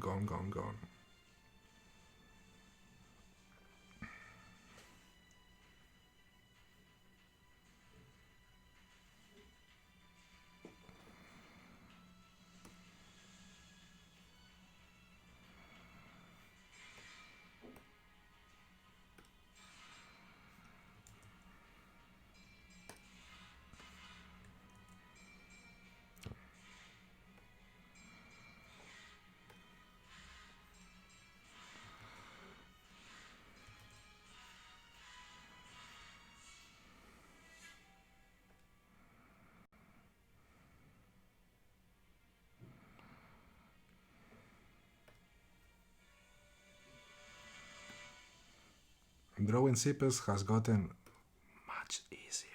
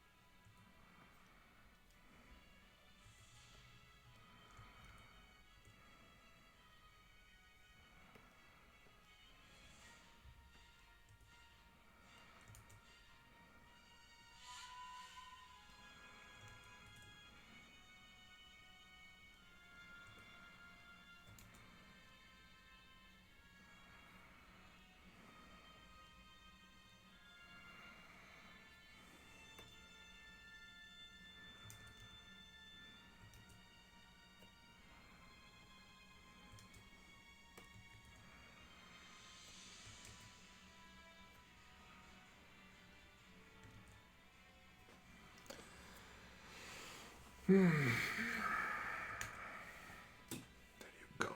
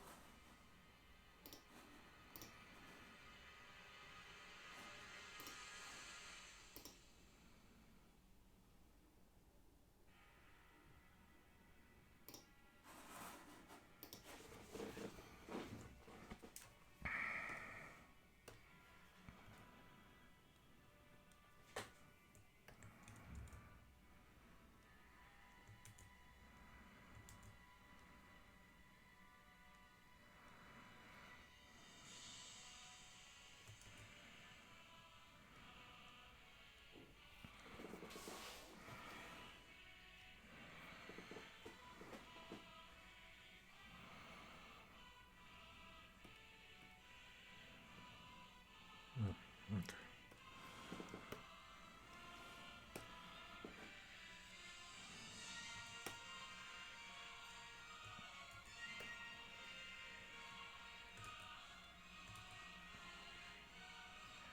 That's one, that's two.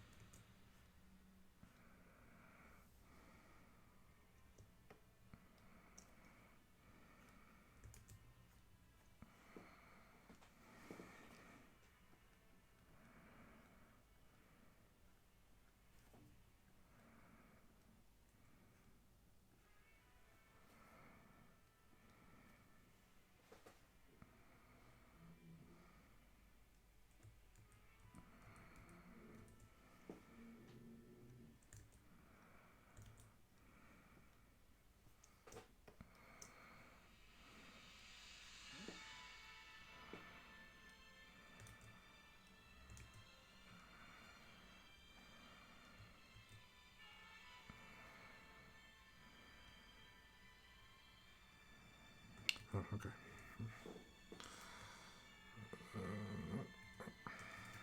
De hecho, puedo moverlo simplemente.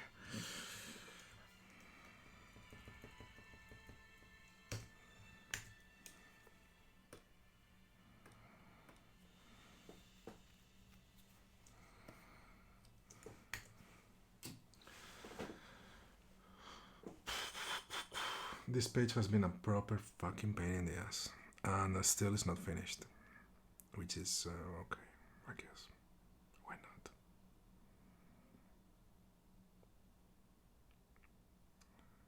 She's sitting in the wrong chair.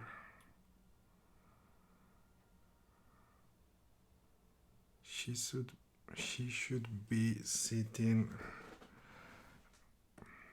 Okay. She's gonna be sitting in this chair, which is the closest to the coffee machine. Therefore, here she should be. Oh my fucking god! Oh well.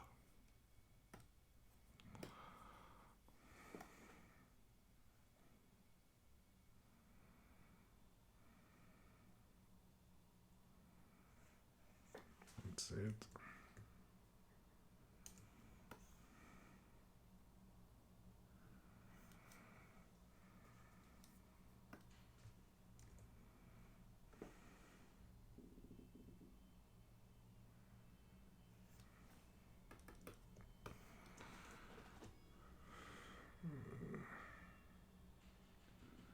I hate myself. And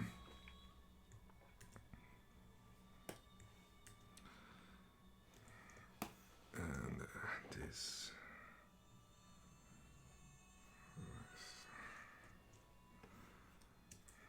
Damn it. There you go. Fuera. No sé qué he hecho porque le he dado a la F. No sé qué es.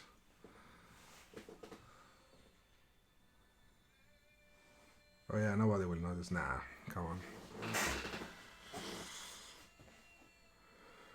Yeah, it's kind of incredible that a website like Bleeding Cool runs and still manages to miss all the gossip it misses. I mean, it's like they are the worst, literally of the worst. If you had to choose a profession, definitely don't be a gossip columnist in the comic book business. But if you definitely need to be, fuck, at least do your job right.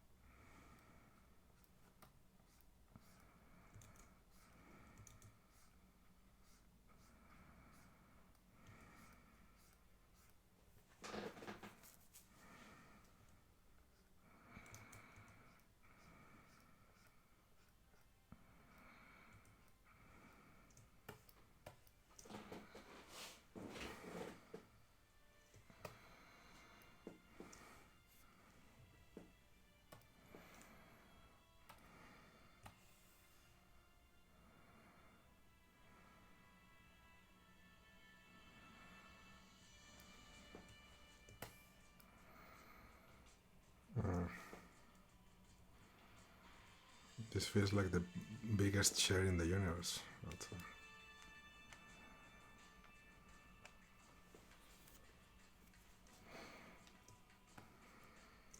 I mean, look at this. Whatever. This theme of Avatar is fantastic.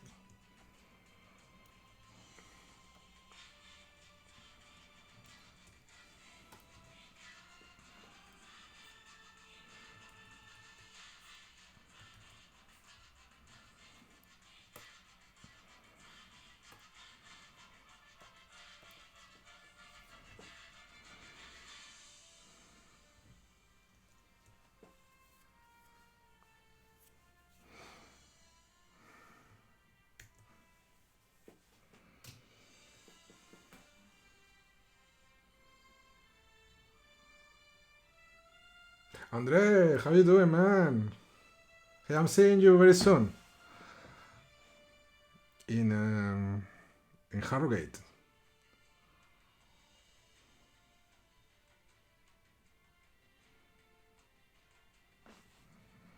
9.5 in Bleeding Cool. What, in like a review or something? I mean, good reviews, you just take them. But uh, Bleeding Cool costs people jobs, and fuck them. That's it. I could care two shits about if they feel bad because I criticize their work or whatever.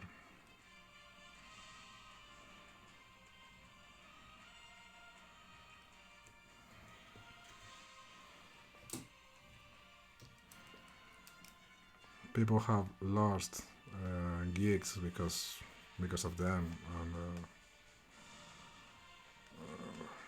when even when they do quote unquote a good service to the community, like informing of this or that creator or editor or whatever being um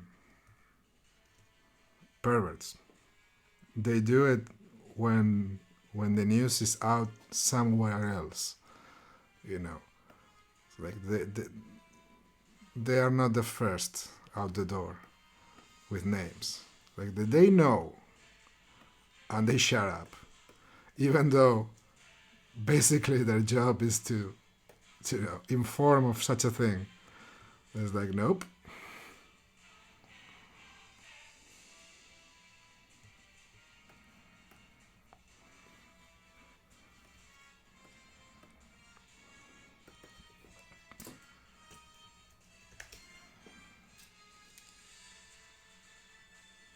Yeah, you can go back and check that. I mean, it's not powerful in the sense of it's not gonna.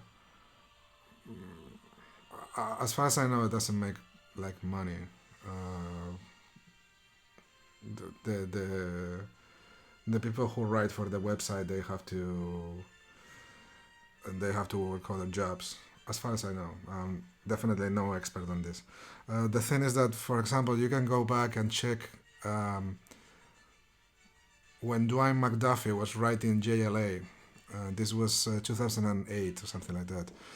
He he was fond of answering fan questions in a message board. You remember message boards, and at times he was candid in his responses, like, "Okay, yeah, we are not doing this or that because the editor has other plans for the character, or we are forbidden by the publisher." That kind of thing. Um, I can't remember because it's been ages, but at the time I remember reading his comments and thinking this is perfectly normal talk, and nothing that should be nothing that uh, anybody would be mad about. It's just describing a work environment reality. Anyway, this puke at Bleeding Cool did a compilation of maybe not years but months worth of Dwayne McDuffie's comments. they did a piece, and it got popular because it was probably before Twitter, and that granted access to creators' thoughts and slip ups and that kind of thing. And as far as I know, he was fired of JLA because of that. And you know,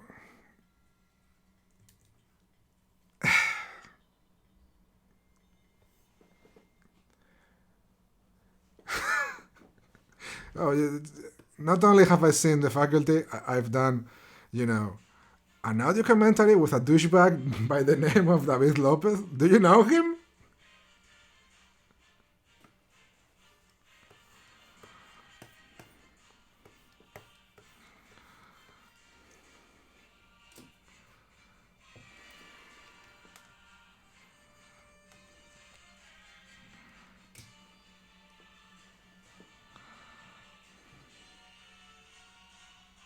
Yeah, my bro David Lopez is in the comments. So he definitely say hi. Hey, I love this man.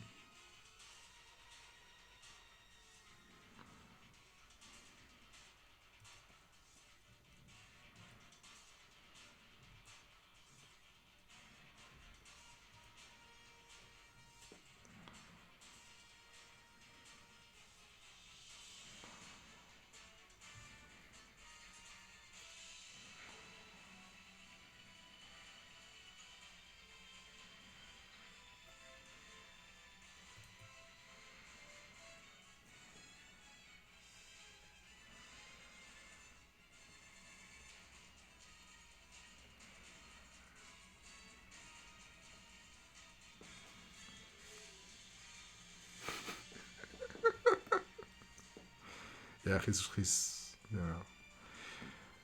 you should probably buy Black Hand Ironhead out now from Panel Syndicate, um, and very soon from Image Comics. Oh, sorry, I should have I should not have said that.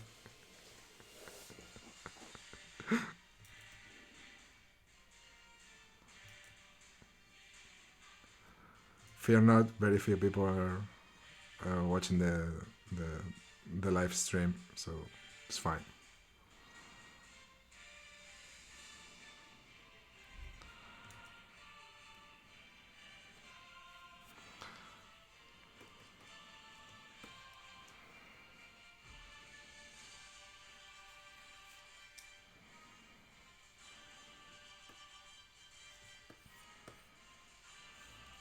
No, she seems too close to the coffee machine. It's weird.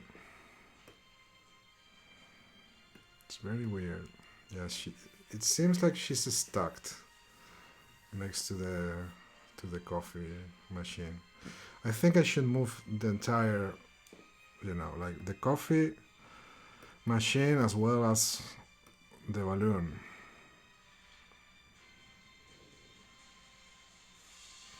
This page is hell on earth. I don't know why.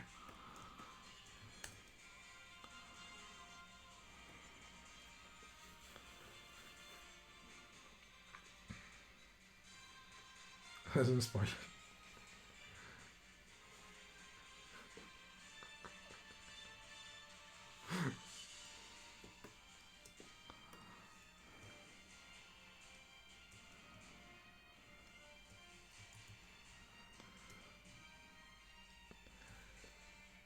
Oh yeah, this project. Yeah, I talked about it before. I, it's a manga for the Japanese market, um, that adapts, reboots, an Osamu Tezuka character named Big X. Um, it's for a magazine titled Tezukomi.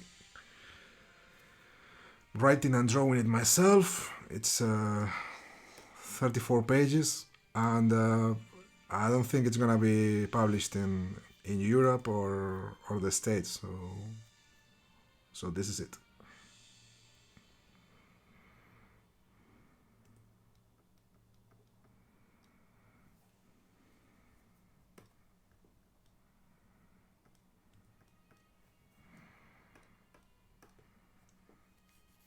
Yeah, I think maybe this is better.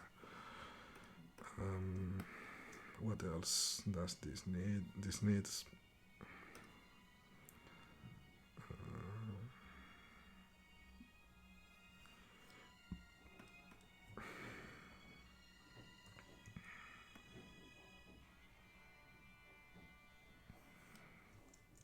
This needs this. There you go.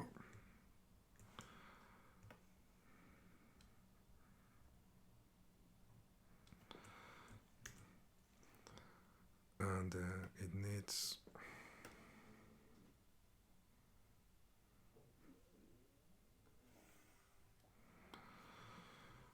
Yeah, needs that.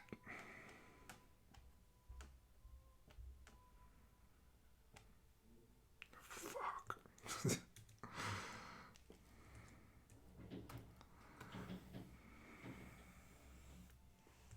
It's definitely not in the right place. It should be down, down, down, down, down, down, like this here.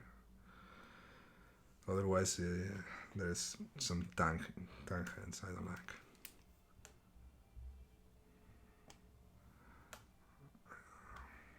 There you go.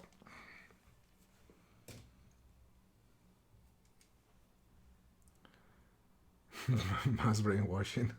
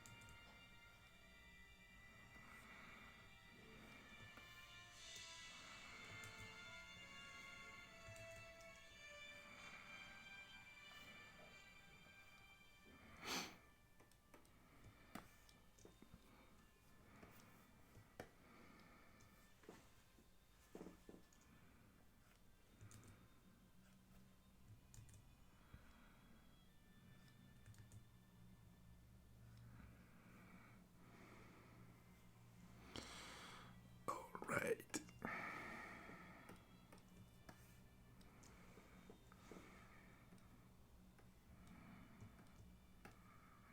Okay.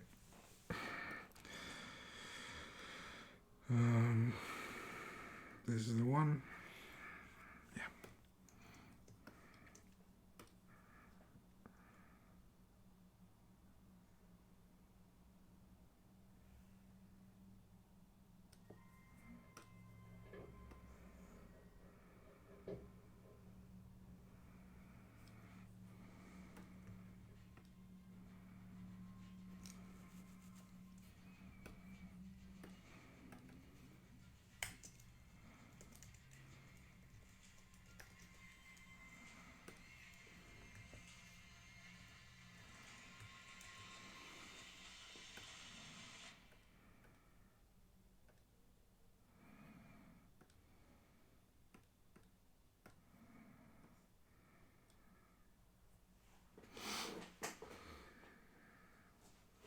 Right, right, right.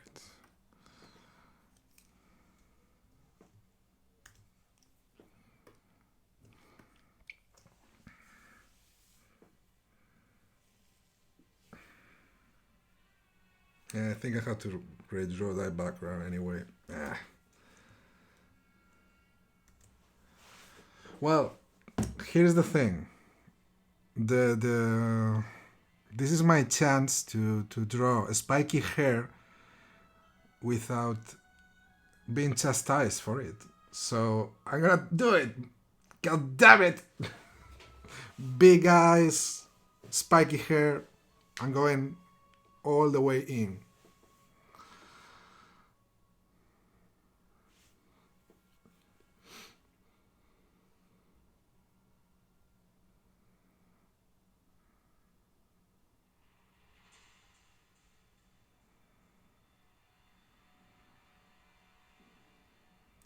Yeah, the font is Samaritan, which I gave to you many times, so you could stop using your Anime Ace font that I hate.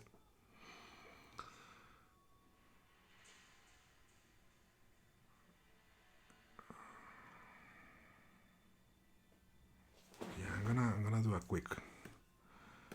very quick retouch here.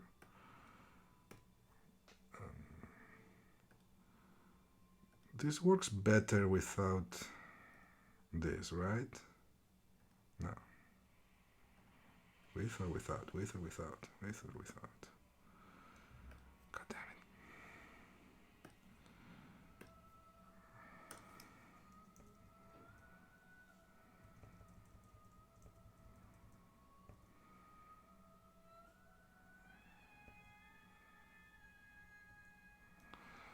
Okay.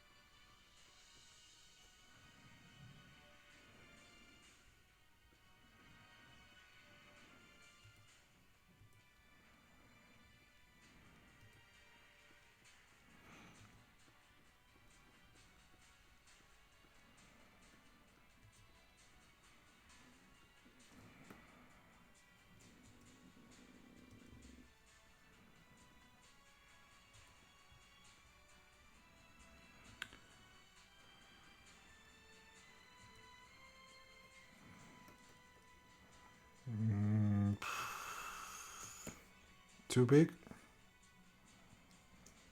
Yeah, it's too big.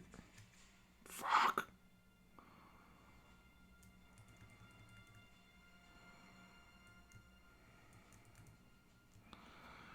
Okay.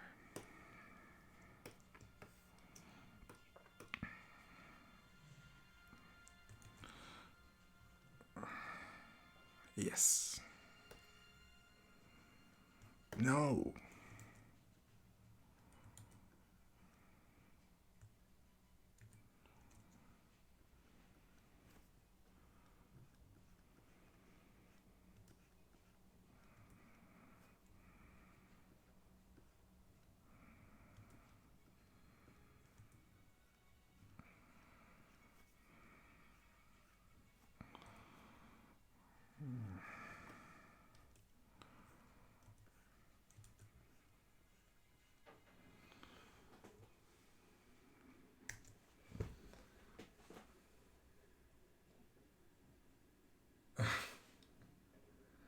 Yeah, you can buy the font. I mean, it's fine.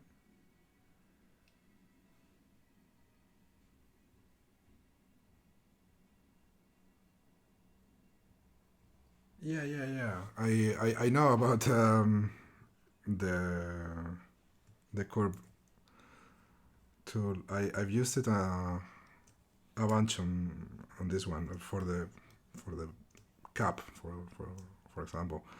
But I wanted to do it like this. I don't know why. And I'm going to.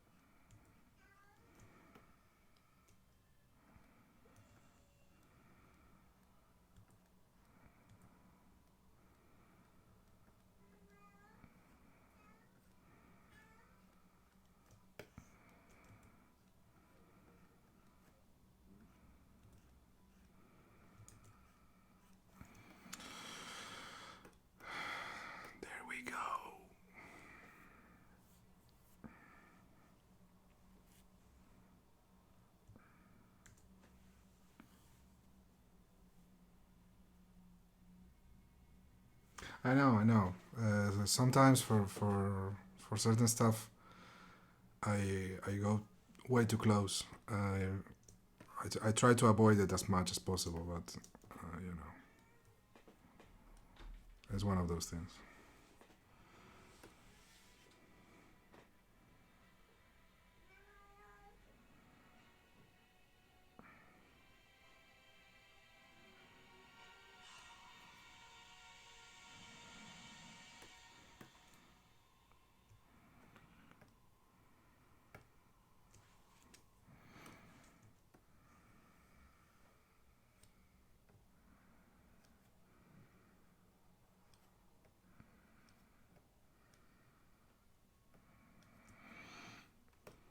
Mm-hmm.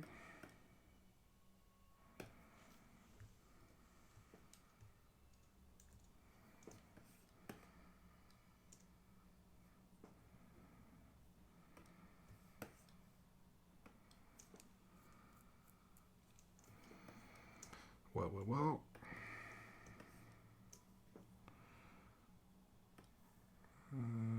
Let's just yes.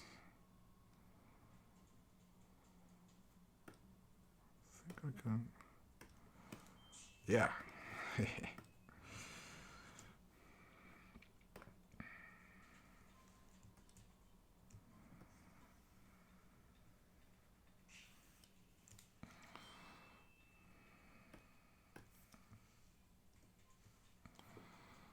Oh shit! I forgot this.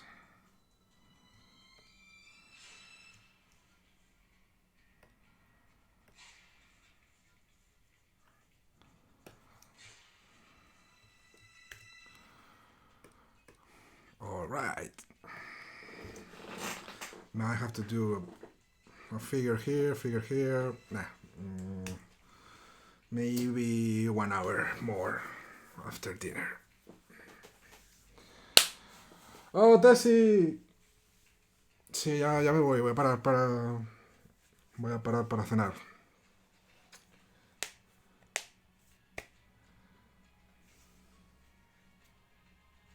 Streaming de chat. Este es chat de dibujante. Di que sí. Pues bueno, chicos. Voy a ir cerrando. Hago otro. Creo que voy a hacer otro el jueves. Así que. Saludarse, ¿no? Thank you. Bye bye. Night.